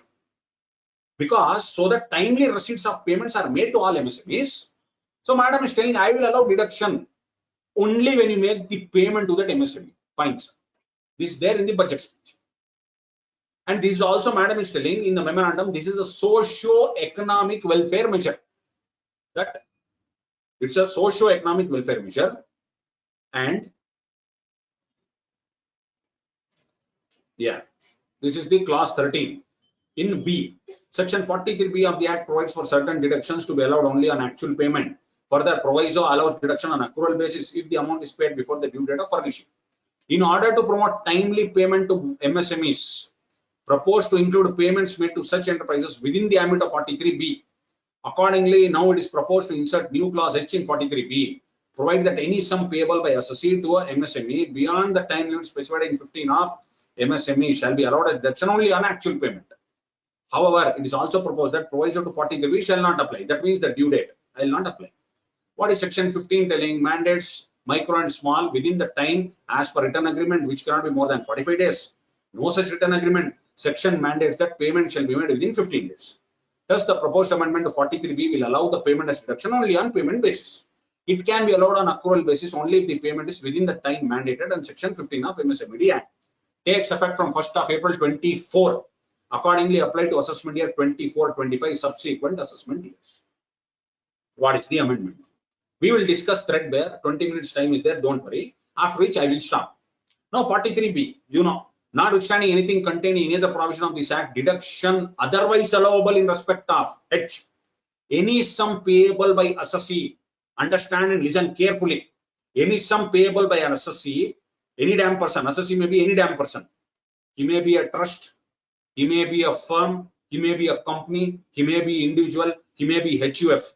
To a micro or small enterprise, first of all, medium is out. MSME, micro, small, medium, forget medium. Law itself is telling point number 1, assessee, any damn assessee, payable by an assessee to a MSME.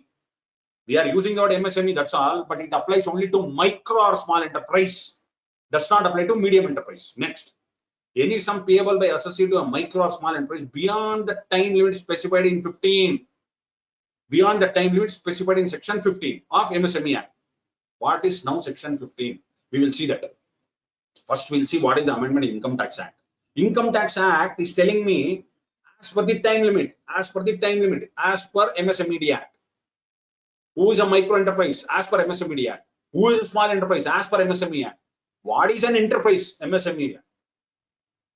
What is Section 15? MSME Act. What is Section 23? MSME Act. What is Section 7? MSME Act. Section 8? MSME Act.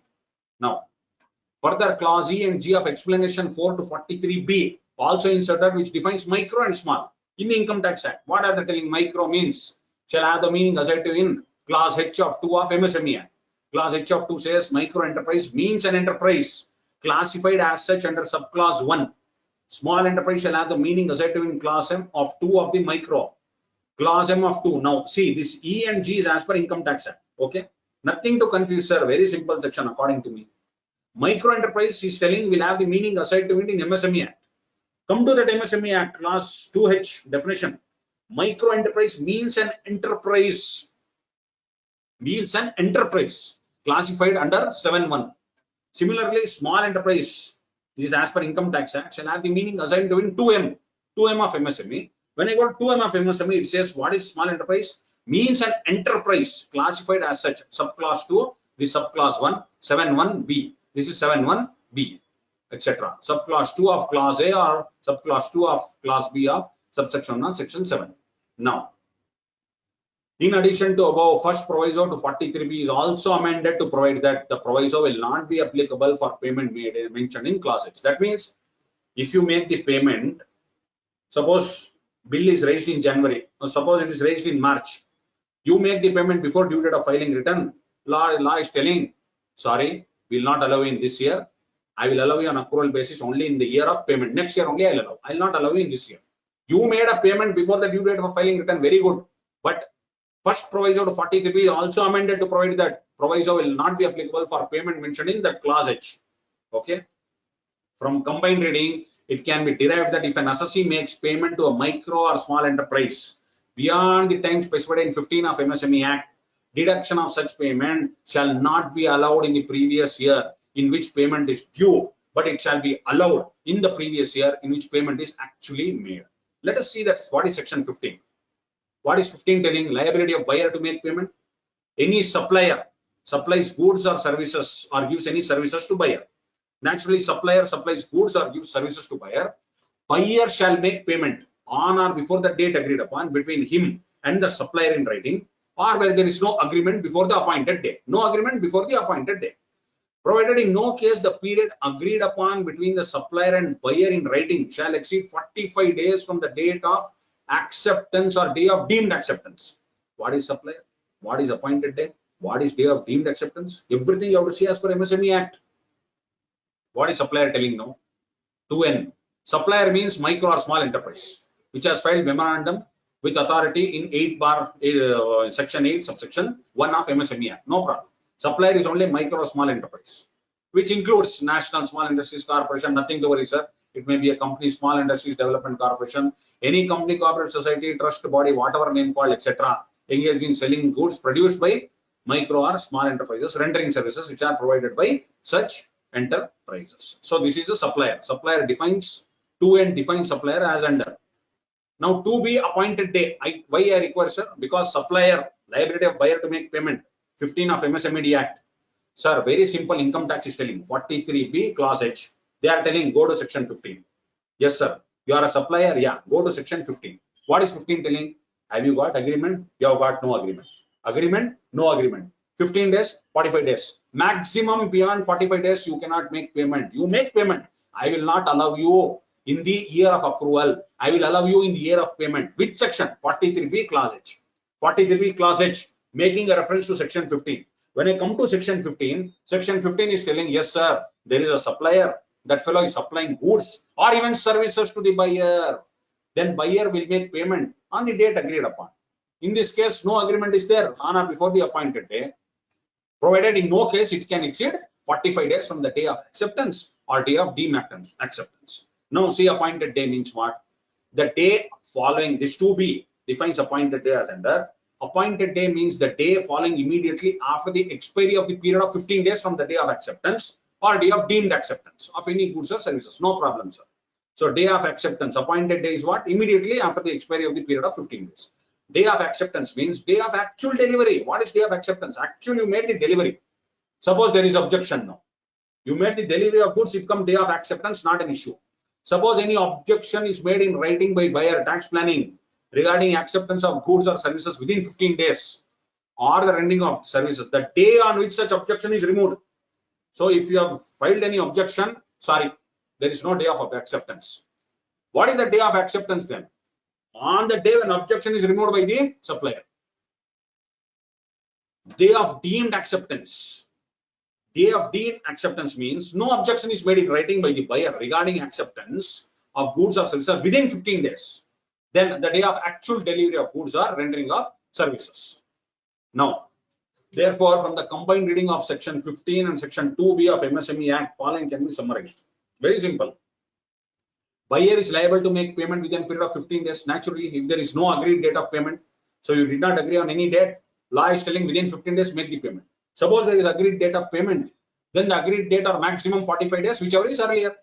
However, period of 15 days, 45 days shall be reckoned from the day of acceptance, which summarized as under.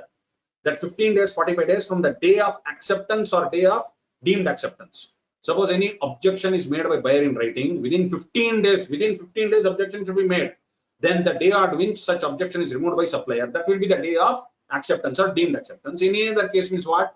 Date of, there is no objection, day of actual delivery of goods or services. Now, I need to also know who is a micro enterprise, who is a small enterprise. So 43B is telling go to MSME Act only. 43B is telling for everything and everything go to MSME Act. Therefore, section 7, I need to, why I am going to section 7, sir? Read with notification dated 1620, which is revising the limit classification of micro and small, not medium. It can be summarized as under. Please see the enterprise class. Enterprise engaged in manufacture or production of goods pertaining to any industry specified in first schedule. Enterprise engaged in providing rendering of services. You know that. Who is a micro? Both conditions should be cumulatively fulfilled, sir. Investment in plant and machinery less than 1 crore, turnover less than 5 crore. That is micro. Small is what? Investment in plant and machinery is 10 crore, less than 10 crore, turnover is less than 50 crore. Only these two, micro and small. So now combined reading, we are summarizing. Only micro and small enterprises will be governed by 43BH, right? Only amount payable to medium enterprises will not be governed by 43BH.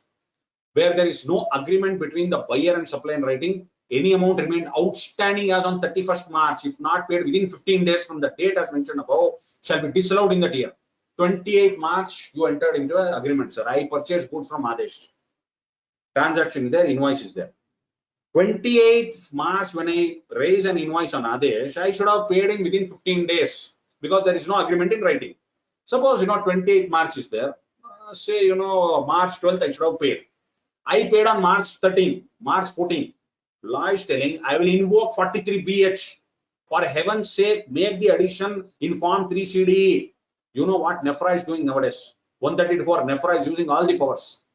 They are invoking those sections. You know what has happened? March 13th, disallowance will be made, sir. You made the payment on March 13th. Therefore, you have to clearly write in your Form 3CD, invoke 43BH. Make the addition 3CD. You cannot keep quiet. So therefore, start the process right now. You have to inform all your accountants, all your clients. Sir, it is not my job to ascertain who is MSME. Take all your trade creditors. Please take all your trade creditors. Tell me who are all MSMEs. Go and find out. See the bill, see the invoice, call up the client, send message, send mail, call up, take certificates, take it in your mail, write down in your ledger, put it, this follows MSME, take the certificates. You please find out. It's not my job. So therefore, if there is no agreement between buyer and supplier in writing, any amount remain outstanding not paid within 15 days. I told you 28th February or 28th March, by say 13th March I paid, 14th March I paid, it will be disallowed, sir. Don't worry, it will be allowed in next year. So this year it will be disallowed under business income under section 28, pay tax 30%. Next year you will get a refund. Capital will be blocked. It will take 2 years for the refund because next year only you are going to claim that as refund in your return. That expenditure will be allowed in the return, and therefore refund may arise. Any amount remained outstanding as at 31st March. Sir, during there is delay, don't worry, sir. April 1, I entered into a transaction with Adesh. April 5th, he's my supplier, I am the buyer. So I entered into a transaction Adesh, 1 crore rupees. I paid on 31st March. April 5th is the date of invoice, paid on 31st, absolutely no problem. During the financial year, there is delay of payment, but I made the payment, absolutely no problem. All trade creditors as at 31st March, be careful. Please see that. And again, next issue, sir. These are brought forward creditors. Sir, the bill, the transaction entered in 22, sir. Sir, 21, sir, 20. Don't worry, sir. All that will not be there at all. It will not be invoked in 43BH, meaning to say, this one will not be added back, even if you don't pay till today. Even if you don't pay the 2020, what trade creditor is due for your, even that supplier, maybe, you know, your micro or small also, I will not pay, not an issue, because it applies only prospectively, not retrospectively. So please be careful.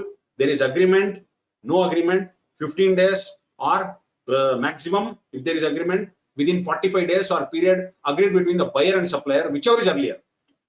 You might tell, sir, myself and, you know, Brijesh, he is the proprietor of Brijesh Hardware Stores. You know, I'm on very good terms with him. He will tell, yes, who are you to dictate terms? I know, we both know each other very well. 120 days time limit I am going to give you. I will pay after 120 days. Very good, sir. But as a chartered accountant, it is my duty. I am going to invoke 43BH. Term conditions between you are very good. Rapport between you is very good. You both believe each other. You are doing business since last several decades. I have no objection at all. I am not bothered at all. But unfortunately, law is telling I will invoke 43BH based on section 15 of MSME Act. Why? Section 15 says only 15 days or 45 days as the case may be. Are you micro? Are you small? Yes, I will make the addition. If you are not micro, if you are not small, if you are medium, who is bothered? Absolutely no botheration. Or you may be micro, you may be small, but you are not registered in MSME. You are micro or small, but you are not registered in MSME. Absolutely no problem, sir. You pay beyond 15 days, beyond 45 days, don't pay at all. I am not bothered. Keep the certificate here. When I certify this 3CD, 3CB, be careful next year onwards. Unless you have the certificate, if you have the certificate, fine. Don't have the certificate, I don't know, sir. So that also may come to your defense, may not come to your defense. Sir, he didn't give me certificate. How am I to know that that fellow is MSME or not? That is one way of argument also. I don't know, sir. How do I know this fellow is MSME or not? Okay, he didn't make payment to him, sir. He's a micro or he's a small enterprise. Definitely, I know that he's a micro or small. Client is telling, but certificate is not there. That fellow will tell, I will not give you certificate. Why? Because if you are MSME, this fellow will come to know, because I have not paid or I made a delayed payment, it will be added back. So that fellow will tell, no, I will not give you. Seller and supplier are there. Your buyer is there. He will tell, no, I will not give you the certificate. Therefore, how will the client know? How will myself know? When the client itself cannot give me the certificate, I don't know. So therefore, that has to actually come to my help, actually, because I don't know. I have not been given the certificate. Clearly, I am going to write in the notes to accounts that these are all the trade creditors. There is delay in payment beyond 15 days, beyond 45 days, whatever. But I am not able to ascertain whether this fellow is MSME. I am going to write that. I have not got the certificate from the client. So therefore, these are the issues which will remain practically. Practically, we need to go through these issues. This is a very simple angle, sir. Now, one more different angle.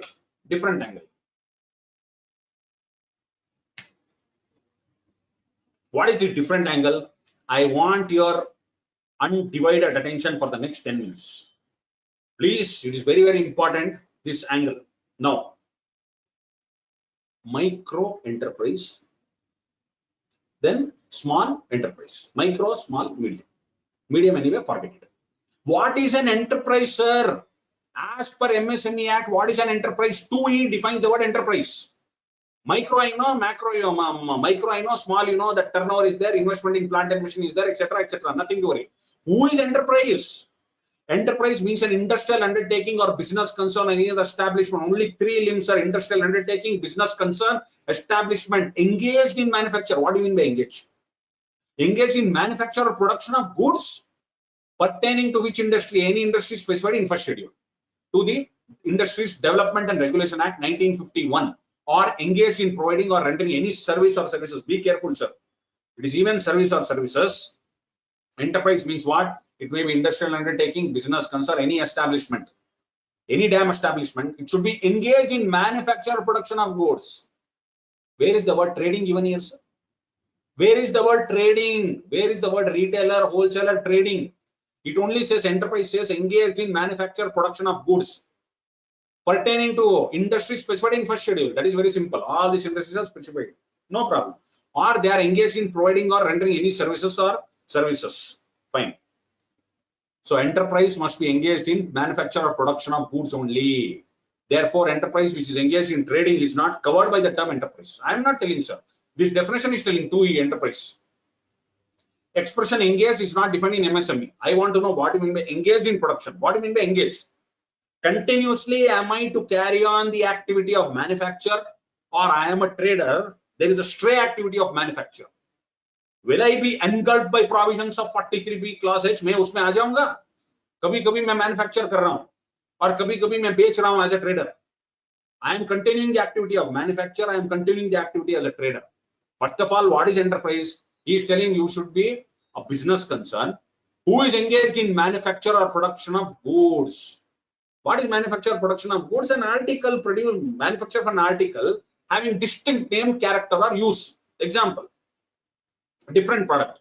So therefore, an enterprise is engaged in trading not covered by the term enterprise. An expression engaged is not defined in MSME portal. But I am going to the portal of Development Commissioner MSME.gov.in. DCM means Development Commissioner MSME.gov.in, where they are telling what is the meaning of manufacturing enterprises, as they are telling employing plant and machinery in the process of value addition to the final product having distinct name, character, or use. Okay. So engaged means what? Engaged in manufacture or production. I am relying on this National Projects Construction Corporation Delhi case, where they are telling, you know, engaged normally should be continuously, means what? Normally one should be continuously occupied in the manufacture as a principal business, as distinguished from occasional participation. That's what I told you. Stray or single act, or casual employment, or a mere supervision without physical participation. Extent of activity would be a relevant factor. If such activity is an extended scale, it may be suggestive of being engaged in manufacturing activity. So now then, manufacturing or production of goods in any manner pertaining to any industry specified in first schedule. Nothing to worry, sir. Just see that first schedule. That also I have reproduced. So now this first schedule is there. Metallurgical industries, following goods, whether manufactured or produced in any manner, is covered. All these industries are there. Nothing to worry. Boilers, prime movers, electrical equipment, telecommunication, transportation, industrial machinery, all these are given there.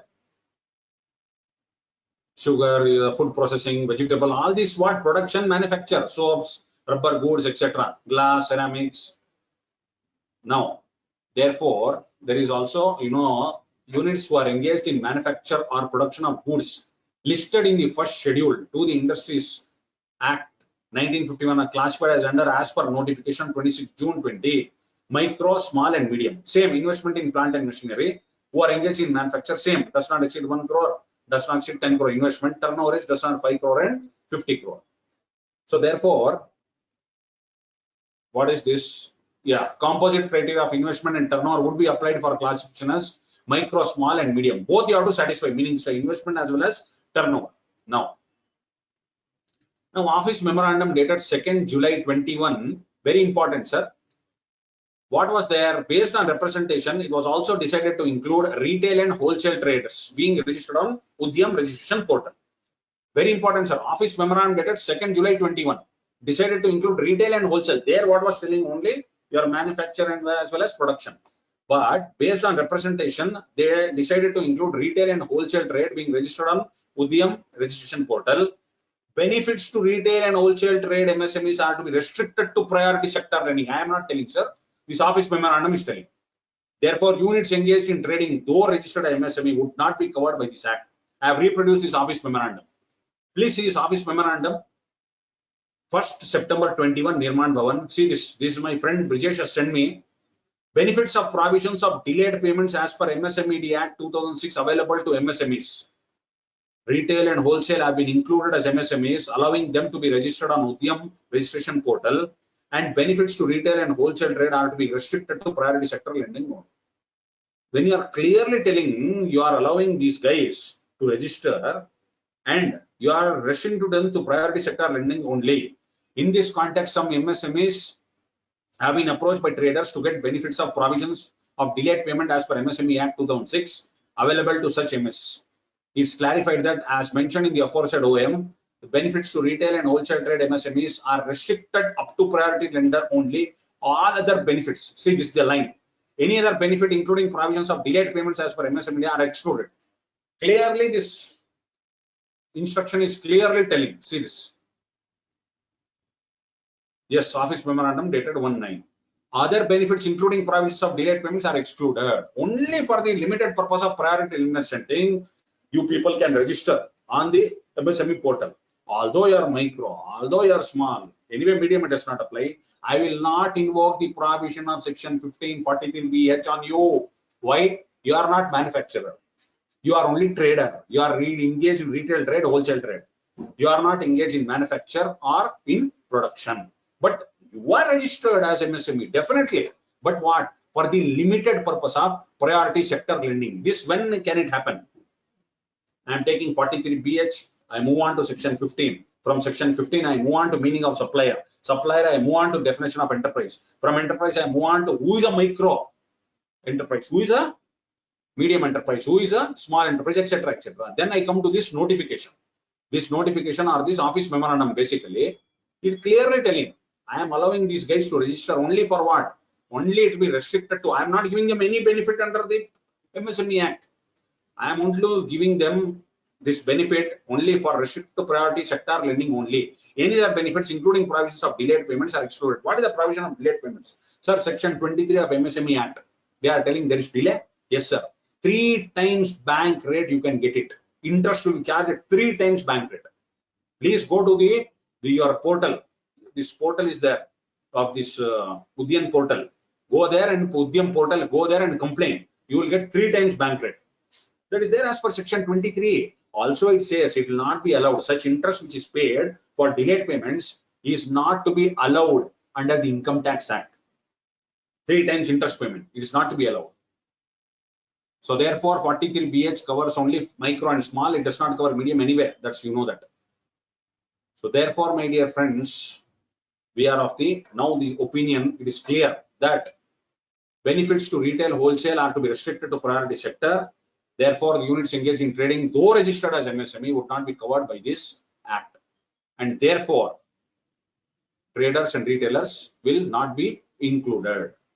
Now, this is the, again, second angle or the different angle. You know, when we go deep or dive deep into the MSME Act. So I think I have, reached my time of 7 o'clock. So these are all the, this FAQs. So this is what I wanted to tell you. If you see here, yeah, whether 43BH, one of the questions is there, question 6, applicable for dues outstanding to traders having MSME registration. So this is the doubt which all of them, all over India, we are having the doubt today. All the businessmen, all the tax consultants, all the advocates, all the chartered accountants, all the tax practitioners. This is one question, sir. Whether dues applicable for dues outstanding to traders having MSME registration. So how we start our discussion? 2E defines the word enterprise. What is enterprise means? An industrial undertaking or business concern or establishment, whatever name called, engaged in manufacture production of goods specified in first schedule, or they are engaged in providing services, software, etc. And definition of enterprise does not include traders. However, hence 43BH is not applicable for dues outstanding to traders. Now, Ministry of Micro, Small, Medium Enterprise Wide Office Memorandum that July 2021, which we saw, allowed Udyam registration for retail and wholesale trade. However, benefits to retail, wholesale trade, MSME restricted to priority lending sector only. Hence, other benefits under MSME not applicable to traders. Resultantly, benefit of section 15 also is not available to you traders. Hence, 43BH cannot be made applicable to dues outstanding to traders. What about capital expenditure, sir? They are only talking about revenue expenditure. They are only, what about dues outstanding in relation to capital expenditure? Nothing. They are telling it is not a capital expenditure, not an allowable expense. So no disallowance will be attracted in 43BH. What about year-end? How about year-end provisions will be dealt in allowance for under 43BH? You know that section 15 and 2B, payment must be made within 15 or 45 days from actual delivery of goods or services. Hence, for any provision made for which actual delivery of goods or services does not take place till the end of the year, no disallowance can be made under 43BH. What if the buyer makes payment to supplier after 1545 before the end of financial year? No problem, sir. Same financial year, payment made allowed. So payment made to supplier after 1545 days, but before filing of return of income for that financial year. As per amendment made in first proviso, benefit of first proviso not be available. Hence, though the payment is made before filing return of income, deduction can only be claimed in the year in which actual payment is made and not in the year of accrual. What is the agreement? You want to do some tax planning, sir, 15 days are over, sir. 45 days are not over. So you will tell agreement. Where is the agreement? It's, you know, you have to, it's an afterthought. Probably you can have an agreement, buyer will sign, seller will sign, etc. Make one agreement, that's all. Should it be on a stamp paper? Law does not mandate here. Agreement is there. You made the payment, genuine payment, sir, GST. Payment is made through banking channel, etc. So 15 days, 45 days. So if the agreement is made at the inception itself, it would help the supplier as well as your buyer. And then if you are seeing this, what about presumptive cases, sir? In presumptive cases, can I invoke 43BH, your 44AD, 44AD, etc.? So therefore, you know, why notwithstanding anything contained to the contrary contained in 28 to 43C. Therefore, it takes into its ambit that 43. Therefore, all these 44AD cases, no disallowance can be made. Section itself starts like that. Anything, notwithstanding anything contrary contained in section 28 to 43C. So this section will override 43C also, nothing to worry. Then, what is the time limit under section 15? We saw that, sir. 15 days and 45 days, etc. Now, so what happens now? Suppose you don't make the payment within the time limit under section 15. This is why madam brought this. If you don't make the payment within time limit, I will make a disallowance under section 43BH. Apart from that, there is compensatory interest. I told you 3 times bank rate, which is notified by RBI. Then disallowance of compensatory interest paid to MSMEs. That also I told you. Whatever interest is paid, sir, under section 23, etc. of the MSME Act will not, for the purposes of income tax, will be allowed as a deduction. Now, so classification of enterprise as per section 7, you know that micro enterprises, see, micro enterprise, investment less than 1 crore, turnover less than 5 crore, small enterprise, investment less than 10 crore, turnover less than 50 crore, medium, I am not bothered, sir, because I am not going to invoke MSME Act, less than 20 crore, turnover less than 100 crores. So, in end, the conclusion, amendment shall cast additional responsibility on tax auditors to carefully check the trade creditors as on 31st March for allowability or otherwise in view of the stringent provisions of MSME Act read with Income Tax Act. I don't know if madam is bringing any amendment in 43BH at the time of the, you know, the budget in say June or July after the government comes into power. We don't know. As of today, this is the provision. So amendment to 43B is a blessing for micro and small suppliers. At the same time, it may turn into a tax bomb for the buyer who keeps such suppliers unpaid. So interplay between provisions of Income Tax Act, MSME Act makes understanding of this legislative change little difficult. So all these things, you know, that is why we have analyzed from all the angles. Now, so in recent times, all entities availing funds from banks, financial institutions towards working capital or by way of term loan have obtained MSME registration to have the benefit of concessional rate. This is the reason. So everybody will have MSME. Why? Because you will get the concession rate of interest on their borrowings. So therefore, that 43BH will be harsh on the small entities as the buyers having better market reach and coverage would like to avail more credit period. Therefore, they may prefer entities not falling within boundaries of MSME Act. Already they are telling a lot of orders are being cancelled. If they are telling your MSME, sorry sir, I don't want to buy because I can't make you the payment because I don't have money. Because I am running only on, I am carrying on business only by availing loan from banks, financial institutions, etc. I don't have working capital. I cannot make payment to you within 15 days or 45 days as the case may be. Therefore, why should I go for, you know, will be disallowed my purchases. Therefore, they are telling I will not cancel. Are you MSME? Sorry, sir, I don't want to buy. So this is what has happened. What was the intention? Has it percolated to the ground level? Unfortunately, this has happened now. There may be bias in purchase of goods if you are from a MSME. So many corporate giants and etc. PSUs, they outsource manufacturing to small and micro units. Payments to these units are obviously delayed because they have less bargaining power. The PSU or the corporate giant is going to, you know, overpower such MSMEs. He will tell, no, I will not make payment. Now he has to make payment within 15 days or 45 days as the case may be. So this is the reason. Fine, sir. I thank all the organizations and Virag bhai for having given me an opportunity to deliberate on the, you know, the simple amendments brought about by the interim budget, as also to share my thoughts on 43B clause H. Thank you, sir. Thank you so much, sir. There are few comments and feedback, sir. All the participants are asking for the presentation, sir. Yeah, I will make it They are available, very sir. happy with the presentation. I will mail it to you. Yeah, okay, sir. You can circulate, not an issue. Yes, sir, yes. Rakesh ji, you have any question or anything to say, Rakesh ji?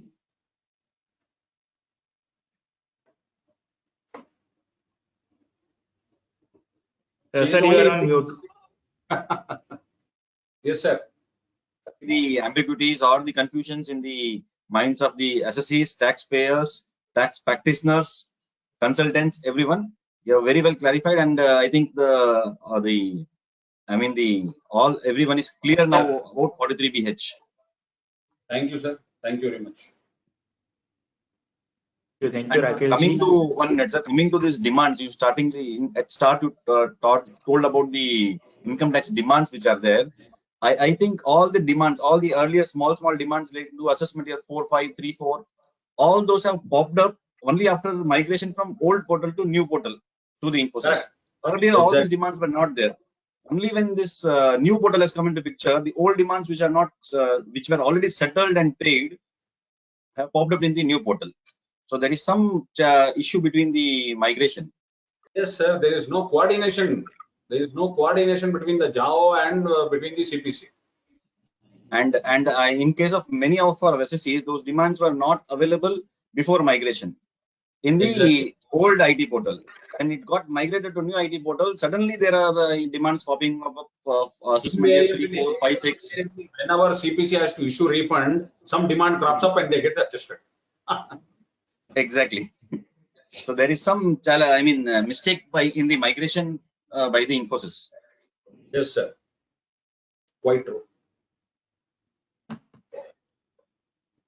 Thank you, sir. Rakesh ji.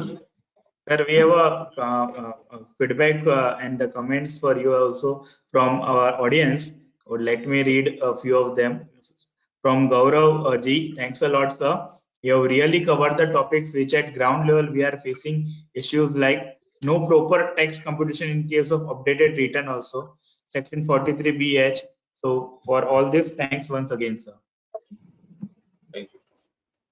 So thank you so much, sir, for the wonderful deliberation and very limited time since like 12 o'clock, almost 12 o'clock budget speech is over, and you have made the presentation also ready by 5 o'clock. It's really heads off to you, sir, for the efforts you have taken and your team for the wonderful presentation on budget also. I would thank my team, Vinay and Videsh, for the excellent job they have done, sir. They are the one who have made the presentation within 3 hours. Thank you so much, sir, and big applaud to entire team. Thank you. And now we all are waiting for CA Aanchal Kapoor ma'am for our updates or the amendment in the announcement of the budget in 2024 interim budget by Aanchal Kapoor ma'am. So ma'am, I would like to request to you to share your screen and take the proceeding ahead for our today's session. Thank you so much, Virag ji. And firstly, there will be no screen sharing as of now. Later on, if I require, I will share that. Is that fine? Because the starting topics doesn't require me to share the screen. Yes. Virag ji, is it fine? Yes, ma'am. Yes, ma'am. All right. So I'm all very thankful to all of you for being there, and thank you, Virag ji, Connect Easy, for giving me this platform to interact with the lovely audience. देखिए, एक तो budget छोटा सा, 58 minutes का speech, sir ने इतने beautifully बताया कि कितने वर्ड्स में बजट स्पीच दी गई एंड ऑल दैट. सो ऊपर से उसमें जीएसटी बेचारा 2 अमेंडमेंट्स में ही सिमट गया है. But what is my key take from the budget? Although it was vote on count, but still जो बजट था दैट वाज नॉट लाइक जो लक्ष्य स्टैंडी नहीं था कि ओके आपको पोल ओरिएंटेड लेना है या आपको वोट ओरिएंटेड लेना है, आपको स्लैब रेट्स चेंज करने हैं. So it's somewhere shows the confidence of the government, although it's not a political platform, but it depicts the budget आज का कि they are very confident that they will be coming in the next one, and they will be taking the measures further in the next budget. So it's good on their part कि उन्होंने ऐसे कोई भी changes नहीं किए हैं जो दोबारा फिर बजट में changes लाने की जरूरत पड़े या उनको इंटरप्रेट करने की जरूरत पड़े, और ना ही टैक्स पेयर को अट्रैक्ट करने का कोशिश किया गया है. सो जो स्लैब रेट्स एक्सपेक्टेशन था, एमएसएमई रिलीफ एक्सपेक्टेशन था जो अभी 43BH आप लोगों ने डिस्कस किया, so nothing has come like that. And उन्होंने एक लाइन बोली थी, the punch what we call as, कि पहले था जय किसान जय विज्ञान, सो नाउ इट इज जय किसान जय विज्ञान. और जो मोदी साहब थे, जो वाजपेयी सर थे, उन्होंने ऐड किया था रिगार्डिंग दिस कि विज्ञान, जय विज्ञान, और नाउ इट इज जय अनुसंधान, means innovation. So we also need to have innovations in the way we practice and we do the things. So इसमें अगर मैं सबसे पहले अब बजट की बात करूं, जो चेंजेस आए हैं, सो ओवरऑल बजट नहीं, हम अगर इनडायरेक्ट टैक्स प्रपोजल्स की बात करें, सो सिर्फ 2 चेंजेस हैं जो जनरली नॉर्मल मास को, नॉर्मल पीपल, बहुत ज्यादा टैक्स पेयर्स के ब्रॉडेंड बेस को इम्पैक्ट नहीं करेंगे, बट जिनको इम्पैक्ट करेंगे बहुत डीपली इम्पैक्ट करेंगे. और ये मैं क्यों कह रही हूँ, जैसे एक चेंज है आईएसडी का. सो जो फ्रेंड्स आईएसडी का चेंज है, अनिल जी, नीलेश जी, जो आईएसडी का चेंज आया है उस केस में सबसे पहले आईएसडी का डेफिनेशन चेंज किया गया है सेक्शन 2 क्लॉज 61 में. सो जो आईएसडी का डेफिनेशन चेंज किया गया है, और पहले हम कहते थे अगर एक इनवॉइस हेड ऑफिस में आता है तो उसको हम क्रॉस चार्ज के थ्रू या अदरवाइज डिस्ट्रीब्यूट कर सकते हैं उसका क्रेडिट, क्योंकि जीएसटी एक कंजम्पशन बेस्ड टैक्स है. Now they have tried to make the ISD registration mandatory, although इसी लाइंस पे गवर्नमेंट ने सर्कुलर 199 इशू किया था pursuant to the 50th council meeting. उसमें कहा गया था ISD मैंडेटरी नहीं है, उसका पहला इशू यही था, चाहे वहां वर्ड शेल यूज्ड है बट ISD मैंडेटरी नहीं है. Now through this budget, by making the changes in the definition of the ISD और सेक्शन 20 के जो प्रावधान, जो प्रोविजंस चेंज किए गए हैं, उसके अकॉर्डिंग वहां पर वर्ड इंट्रोड्यूस किया गया है, अगर आपकी मल्टीपल रजिस्ट्रेशंस है under the same PAN number, meaning thereby अगर डिस्टिंक्ट एंटिटीज हैं आप सेक्शन 25 की, और सर्विसेज एक जगह रिसीव होती हैं और उसके बिल हेड ऑफिस या किसी और ऑफिस में आते हैं, आपके सेंट्रलाइज्ड अकाउंटिंग ऑफिस में आते हैं, सो आपको आईएसडी रजिस्ट्रेशन सेक्शन 24 के अकॉर्डिंग कराना मैंडेटरी कर दिया गया है. और इसमें रिवर्स चार्ज के इनवॉइसेस, फॉर एग्जांपल एडवोकेट्स, अगर आप किसी ऐसी कंपनी को अपना इनवॉइस देते हैं, आप हेड ऑफिस को दे रहे हैं, लिटिगेशन केस पूरी एंटिटी के लिए चल रहा है, सर्विसेज तो सारी ब्रांचेस ले रही हैं, पेमेंट भी कंपनी को आरसीएम में करना है अंडर 93, अब उनको उस कंपनी के उस यूनिट को रजिस्टर कराना पड़ेगा एज एन आईएसडी, और फिर वो क्रेडिट डिस्ट्रीब्यूट करेगा बाकी सारे ब्रांचेस को. सो जब वो क्रेडिट डिस्ट्रीब्यूट करेगा, it can distribute I as I और I as C and vice versa. Input IGST को एज सी और एस, सी और आई दोनों कर सकता है, और सी को एज आई और सी कर सकता है, जिस तरह की उसकी रिक्वायरमेंट होगी. सो बेसिकली 2 क्लॉज 61 में आईएसडी का डेफिनेशन चेंज हुआ. सेक्शन 21 ओवरऑल अमेंड कर दिया गया, अगेन आईएसडी से ही रिलेटेड सेक्शन है, वहां पर भी 9394 के आरसीएम के इनवॉइसेस को इंक्लूड किया गया. एंड अगेन सेक्शन 24 का रेफरेंस दिया गया कि उन लोगों को जो आईएसडी बन रहे हैं उनको कंपल्सरी रजिस्ट्रेशन कराना जरूरी होगा. और यहाँ रूल्स को रेफर कर दिया गया, और जितनी कंडीशंस ऑलरेडी सेक्शन 20 में प्रिस्क्राइब थी मनोज जी, वो सारी हटा दी गई हैं और रूल्स को रेफरेंस दे दिया गया है. ओवरऑल मैं बोलूं, आईएसडी की डेफिनेशन में चेंज किया गया है, आईएसडी के मैनर एंड मैकेनिज्म में चेंज किया गया है, and they have tried to replace cross charge by ISD in case of services. So आप नहीं कह सकते कि भाई मैं क्रॉस चार्ज कर रहा हूं इसलिए मैंने ISD नहीं रजिस्टर कराया। आपको ISD रजिस्ट्रेशन मैंडेटरी कर दिया गया है through this budget. Second change उन लोगों के लिए जो मैन्युफैक्चरिंग ऑफ गुड्स में है और कुछ उनको अभी इसमें रूल्स आएंगे, बताया जाएगा कौन कौन से ऐसे स्पेसिफाइड प्रोसीजर्स, स्पेशल प्रोसीजर्स उनको फॉलो करने हैं for the manufacture of goods. तो कुछ कुछ हम पुराने एक्साइज रिजीम के कैपेसिटी बेस्ड से लिंक कर रहे हैं इसको, और एक्सपेक्टेड है that the various products like tobacco, gutka etcetera will stand cover into it, जबकि वैसे स्पेशल प्रोसीजर में OIDAR, TDR services etcetera already covered है। सो उनको ये जो ऐसे मैन्युफैक्चरर ऑफ गुड्स हैं इनको अपनी मशीन्स को रजिस्टर कराना होगा, and if they do not get it registered 1 lakh rupees की पेनल्टी लगेगी पर machine, and even after that penalty के साथ साथ उसकी जो मशीन्स है वो कन्फिस्केट कर ली जाएंगी अगर वो खुद को रजिस्टर नहीं कराते। सर ऐसा क्यों? बिकॉज ये एरिया बहुत प्रून है, क्योंकि इसमें टैक्स रेट्स बहुत हाई हैं, एक्साइज ड्यूटी भी है, एंड कई ऐसे प्रोडक्ट्स हैं which are very much prone. So जो प्रून है टैक्स इवेजन के लिए उनके ऊपर कैपेसिटी बेस लाने की कोशिश की गई है, एंड अगर आप पेनल्टी पे कर देते हैं और 3 दिन के अंदर अंदर रजिस्टर करा लेते हैं तो मशीन कन्फिस्केट नहीं की जाएगी।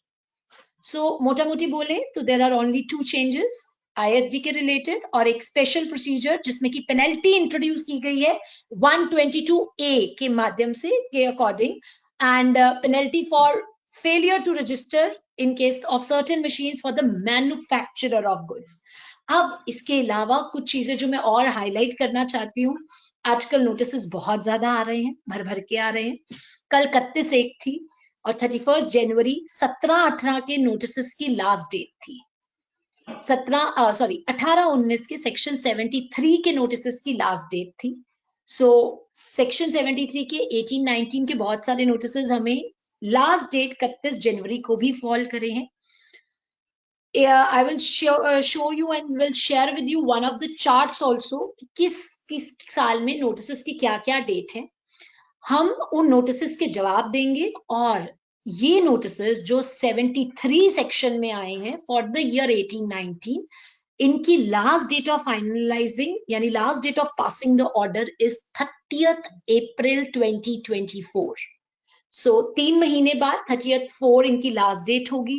गवर्नमेंट ने 18-19 के बाद 19-20 का टाइम पीरियड भी बढ़ा दिया है। और देखिए मजे की बात, एक साइड हम गुजरात हाई कोर्ट से the cases are going on and from various other courts, SRSS का केस है, मेनी अदर केसेस जहां पे उन्होंने कहा है कि आप 168A सेक्शन को यूज करके some natural calamities और some other factors, इन चीजों को यूज करके अब टाइम पीरियड एक्सटेंड करते जा रहे हैं नोटिस का और एडजुडिकेशन का। बट साइमल्टेनियसली उसी दिन नोटिस भी फ्लो करते हैं और नोटिस की एक्सटेंशन ऑफ डेट्स भी कर दी गई है। सो कंसिडरिंग दिस, एक चीज और, जो आपकी 17-18 के केसेस हुए हैं या अदरवाइज केसेस होते हैं जो फेवर में नहीं आए, उनके केस में अपील जो है वो फाइल आपको करनी है अगर उनके ऑर्डर्स फेवरेबल नहीं है, और अपील का टाइम पीरियड 3 months है। And make it sure only 1 month का डिले कॉन्डोनेबल है। कॉन्डोन होगा सिर्फ 1 ही महीने का delay, because 107 subsection 4, 107 subsection 4 gives power only for the condonation up to 1 month।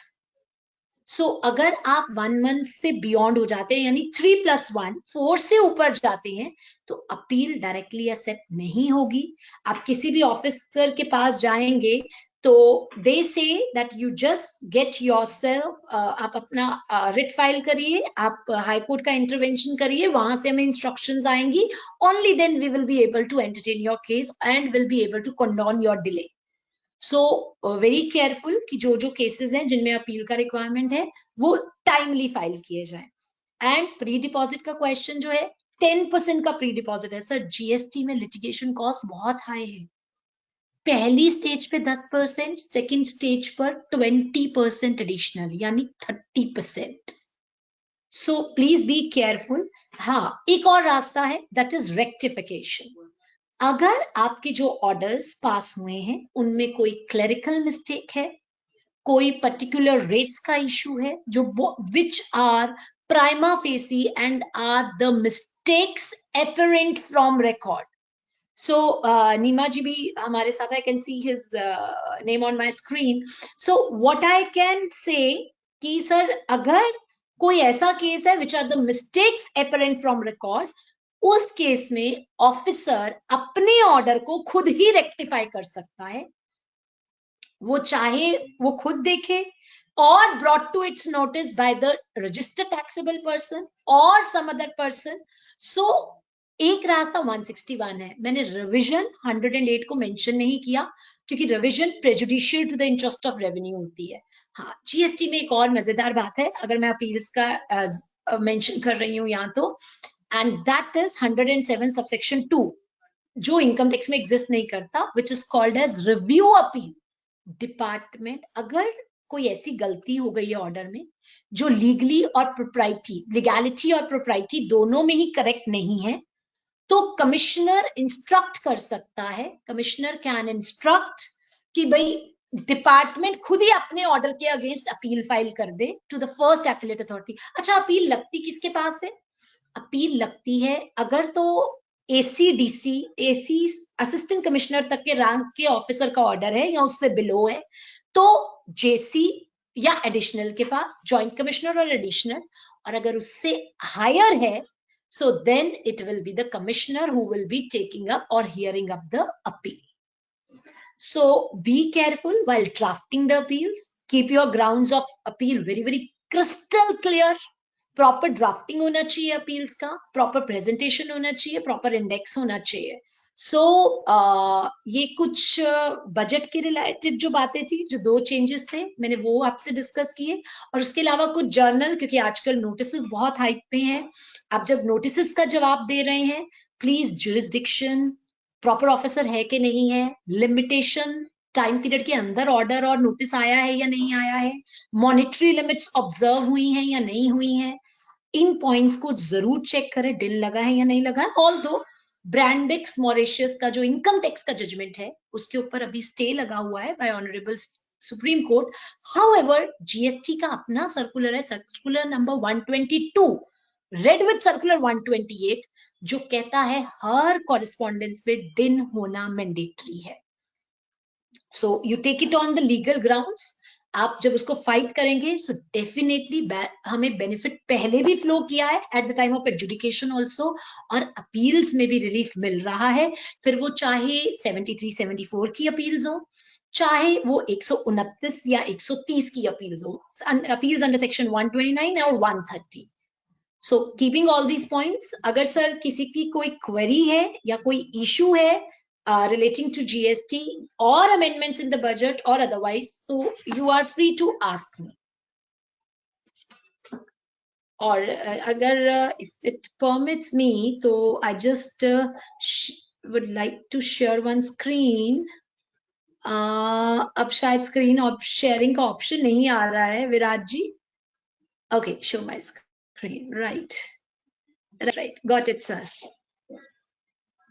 Right, I just want to show you a particular thing.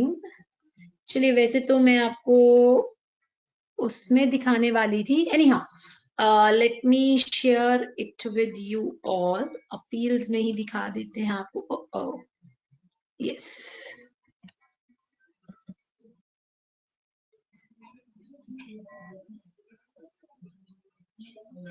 Sir, is the screen visible? PPT visible?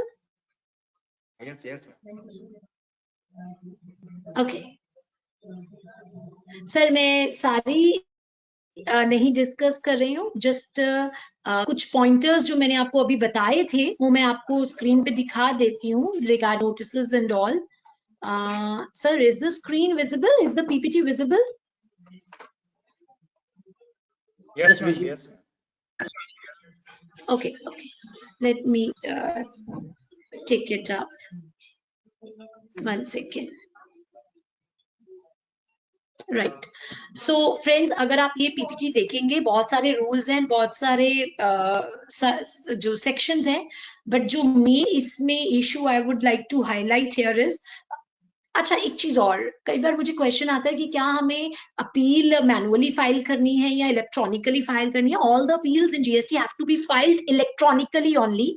It is only अगर आपको कोई order online नहीं आ रहा है, जैसे transfer के order online नहीं आ रहे थे या अदरवाइज नहीं आ रहे थे, सो उन केसेस में आप अपील मैनुअली भी फाइल कर सकते हैं, लॉ आपको परमिट करता है.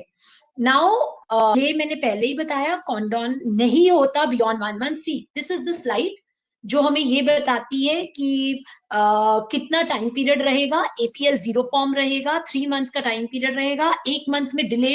कॉन्डोन जो है 1 मंथ ही कॉन्डोन होगा.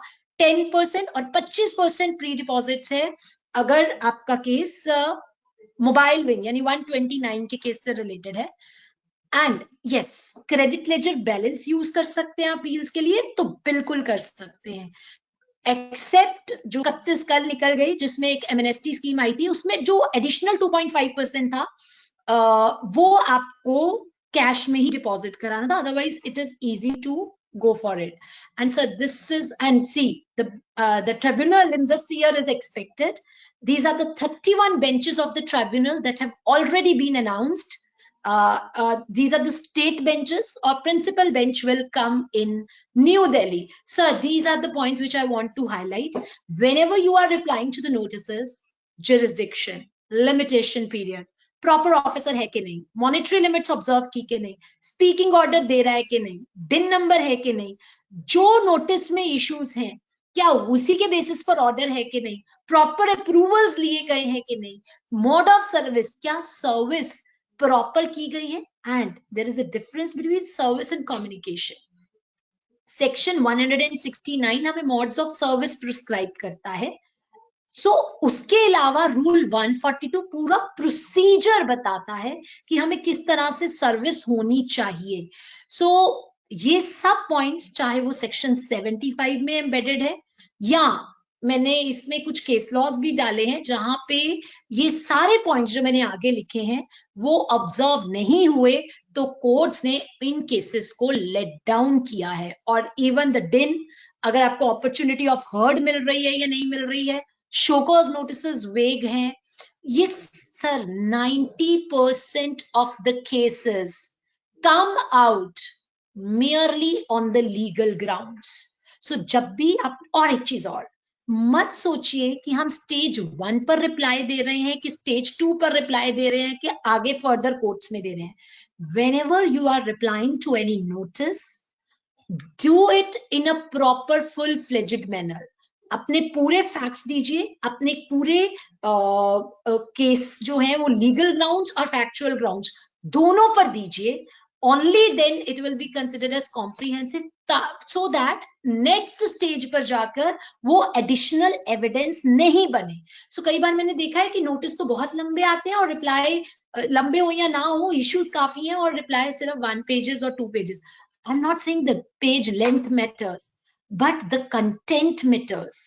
Your presentation matters. Index proper होना चाहिए, proper उसको present होना चाहिए. And friends, this is the chart. इसमें 73 और 74 के नोटिसेस कब तक आ सकते हैं एंड ऑर्डर्स कब तक पास हो सकते हैं, उसका एक कंप्लीट चार्ट है. अमेंडेड चार्ट है, जो रिसेंट अमेंडमेंट्स भी आई, जो नोटिफिकेशन 56 के through I and all that. So and this is 169. क्या कम्युनिकेशन माना जाएगा, क्या नहीं, always give the full fledged replies so that अगले स्टेजेस पर डिसीजन आपके फेवर में नहीं अगर प्रीवियस स्टेज पे नहीं आया तो फर्दर स्टेजेस पे भी वो आपको ये बेनिफिट करेगा जो रिप्लाई आप यहां देंगे. So with this I end up my presentation. Over to you, Virag ji. If somebody has any query, so they are free to ask me. अच्छा, इससे पहले just one second, एक मैं आपको स्पेसिमेन एक दिखा देती हूँ कि जैसे आप अपील्स वगैरह या नोटिस वगैरह में जा रहे हैं, सो यू नो ऑनलाइन कैसे ये सब फाइल होता है, ये प्रोसीजर तो आपको पता है. But what I want to highlight here is It is closed. अच्छा ये here it is.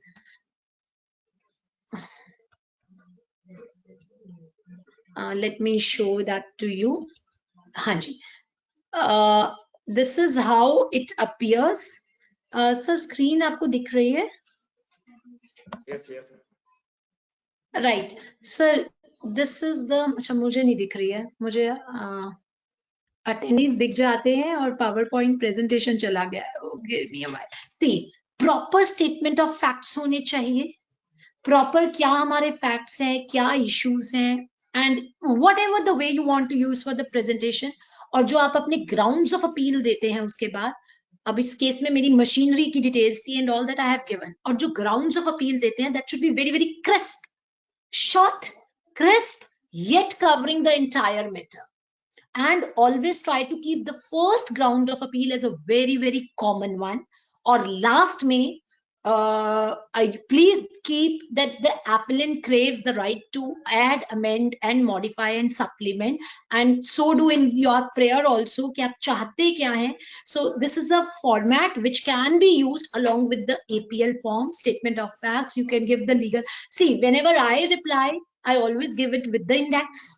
I always give the entire supportings in the form of case law, and I submit my paper book at the time of filing the appeal only. So these are certain things which for the notices and the orders which have not come favorable, we can resort to. So over to you, sir. Thank you so much to all of you for the patient listening, and that too till so late after a full-fledged income tax session. Over to you. Thank you so much, ma'am. Ravi Shah, President, All Gujarat Federation of Tax Practitioners. Sir, आपको कुछ बोलना है sir? आपका कोई query वगैरह? Meanwhile, I will check the queries of the attendees as well. No, excellent lecture, madam, and you have taken the right issue of so-called notices and reply, and also touch upon the issues of the non-speaking order. I think I have seen in your reply, non-speaking order. So if it is convenient, you may SOP from department is there for passing the speaking orders. And in Gujarat, what we have seen, that they are just they're calling the persons and taking the signature, and then they pass the orders. And if you have seen any orders of Gujarat, then it is not discussing anything. Only DRC 1 is there. It states that the submission has been filed, and on the same way, just like the what we can say DRC 1 on the same track, DRC 7 is there. So I think you have taken, but if we have time, then you can also enlighten that speaking order is also very important and one of the ground for us to file. Right, Ravi sir, absolutely correct the point which you mentioned. And जैसे आपने अभी speaking order की बात की है, so I just want to add a few things. Sir, ये गुजरात में नहीं है, all over India बहुत सारे ऐसी चीजें हुई हैं. और sir, particularly जब section से हम legal jurisprudence पे तब जाएं जब हमारा law पहले क्या कहता है उसको देखें. और sir, section 75 itself says that it should be a speaking order. और numerous judgments हैं. But जैसे अभी मैंने जो आपको appeal दिखाई, sir, अगर मैंने 10 points raise किए हैं, what is speaking order? जब मैंने 10 points raise किए हैं, and officer is in a very cryptic manner has just passed the order, not allowed or rejected. For example, it's a refund. But what he is supposed to do to rebut each and every point that I have raised, he has to give the controvert for every point. कि अच्छा आपने ये बोला है कि भाई ये unit के HSN अलग हैं या इसमें ये इशू है. So एक एक पॉइंट को पकड़ के उसको आंसर करना चाहिए. I am not satisfied due to this reason, hence I am rejecting your claim. And it is not being seen everywhere. और सर कभी कभी तो ऐसा भी देखा है मैंने, और in my own case, notice is on some other ground and order is on some other ground. So ये PPT में मैंने सारे वो केस लॉज, वो इश्यूज, क्योंकि मैंने बोला 90% केसेस तो तभी बाहर आ जाते हैं अगर हम उनको लीगल ग्राउंड्स पे टेकअप करते हैं. So I always divide it into the factual and the legal grounds. Opportunity नहीं दिया, और it is a very clear cut instructions of the court कि भाई एक luscious candy नहीं होना चाहिए. आज PhD, 2 दिन बाद फिर PhD दी, आप X डेट को आ जाओ और Y को आ जाओ और Z को आ जाओ. Is this a proper opportunity? Is this the audit altrum principle which you are following? No, not at all. So all these things have happened. We have seen 17-18 ka adjudications also. And sir, one more point for all India basis, I want to highlight from this platform of Virag ji. After every audit, the show cause notices are coming under section 74. And you won't imagine 204 number circular on guarantees, government is clarifying the position कि penalty जो guarantees है, personal guarantees है, उस पर GST नहीं लगेगा. And in our party जो show cause आया है वो 74 में आया है. सपरेशन मतलब गवर्नमेंट खुद उसको बोल रही है कि ये नहीं लगेगा, क्लैरिफाई कर रही है by virtue of the circular 204 now, and you are saying to the party कि नहीं, अगर आपने पर्सनल गारंटी पे नहीं किया है so it's a separation of facts. Means it's pan India the procedure has been followed कि जहां ऑडिट हो गया सेक्शन 65 का, उसके बाद जो शो कॉज नोटिस जाएगा वो जाएगा ही 74 में, whatever are the circumstances. So इस तरह की कुछ चीजें implementation phase of GST में we have seen, and let's see how these improves over the times to come. Madam, one more thing regarding the government as for the 18-19, they have extended further 1 month, and that is just on 31st March. So actually I want your views that earlier extension was, in my view, is also not correct. And now, without any such circumstances, they have again extended it for 1 month. So, if you can also give your views, it will be beneficial for all. Sure. Sir, 168A. अच्छा, किसी को ऐसा लगता है जो panelist हैं, जो हमारे व्यूअर्स हैं, जो आज कि इंडिया में फ्लड्स आए हैं, इंडिया में कोई नेचुरल कैलामिटी है, विराज जी कोई अर्थक्वेक है वहां पर, कोई कोरोना ज्यादा स्प्रेड हो गया है, कोई मतलब ड्रॉट पड़ गया है, and certain thing. Sir 168A, Ravi sir, is a force majeure clause which was used at the time of corona. And अगर मैं उसमें and any other circumstances भी पढ़ूं, so applying the legal rules, it goes by the first words. So ऐसी कोई natural calamities हैं which are beyond the control, या ऐसे कोई circumstances है, कोई riots हो गए हैं, कोई communal issues हो गए हैं, that government needs to come up and give the extension. So we go to 168A force majeure clause. But now we have seen every now and then, whenever the notices time period are required to be extended, use 168A and extend it. और sir Gujarat high court के ही 3 cases है rather, जिसमें से एक SRSS agro का है. अभी final verdict नहीं आया है, but the notices have been issued to the government for using section 168A for extending the dates. इसको भी एक्सटेंड किया है सर, और 19-20 को भी एक्सटेंड कर दिया है. और सर वो क्यों किया था, क्योंकि शायद जो डिपार्टमेंट था वो कहीं बिजी था न्यू ईयर में, सो कुछ शो कॉज नोटिसेस इश्यू होने रह गए थे, so the time periods have been extended with due respect to them. But this is really unjust कि आप despite of no such condition being prevalent in the country, the time periods are getting extended, and for the genuine tax payer section 73 के time period बढ़ रहे हैं. Sir please acknowledge it. ये कोई fraud cases या separation के cases नहीं है. These are the minor mistakes, but the time periods are getting extended. और सर ये कितनी देर तक और चलता रहेगा? अभी तो you see, once these time periods get exhausted ना, तो ये common mistakes भी 74 में जाएंगी, like we have seen in service tax. हर जगह extended period of limitation लगा दिया गया. So this is a major concern, and यहाँ तो गवर्नमेंट 168A में कुछ अमेंडमेंट करके अपने नोटिसेस को वैलिड करवाएगी, और otherwise the courts have really come on upon these issues that 168A को use करके there are 4 judgments on my record and was the part of the PPT2 where they have held that such extensions cannot be, no, not held, but the notices have been issued to the government that how such extensions can be held valid in light of 168A provisions. Madam interest की कोई limitation नहीं है? Sorry sir, interest की कोई limitation नहीं है? किसकी कोई लिमिटेशन नहीं सर? इंटरेस्ट मैम, इंटरेस्ट ये नोटिस का टाइम पीरियड बढ़ाते जा रहे हैं, जब केसेस होंगे तो इंटरेस्ट कहाँ जाएगा मैडम? इंटरेस्ट कहाँ जाएगा?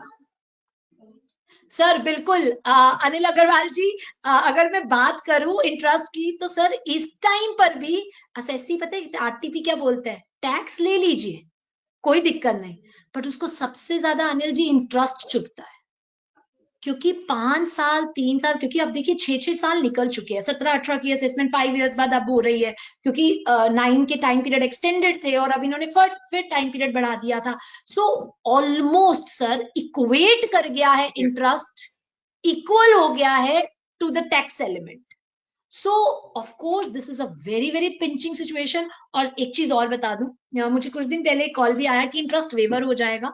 सर जीएसटी में इंटरेस्ट वेवर का पावर तो कमिश्नर के पास भी नहीं है। कोरोना में भी डिले हुआ था, रिड्यूस्ड हुआ था, वेव कंप्लीटली नहीं हुआ था। सो पेनल्टी का तो हम फिर सोच सकते हैं दैट कैन बी वेव्ड और कैन बी ड्रॉप्ड और can be lenient view can be taken, but for interest no, not at all. And Anil ji, absolutely a very very pinching factor for the taxpayer is the interest.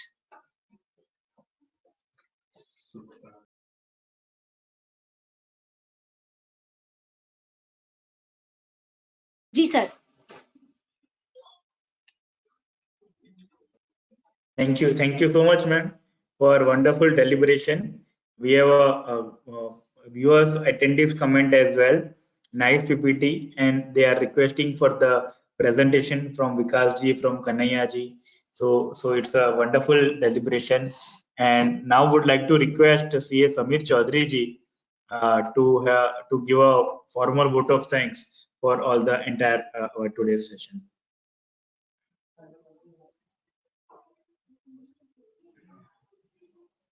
Thank you, Virag ji. Thank you, Aanchal ma'am, for guiding all the members in such a nice way. We know that budget has quite limitation things to discuss, but you have described the thing very well. The same thing with the Naveen sir. And I thanks all the participants in the event and all the associations, Income Tax Bar Association. We have Nilesh Kuswaha with us, who is a key director of this event.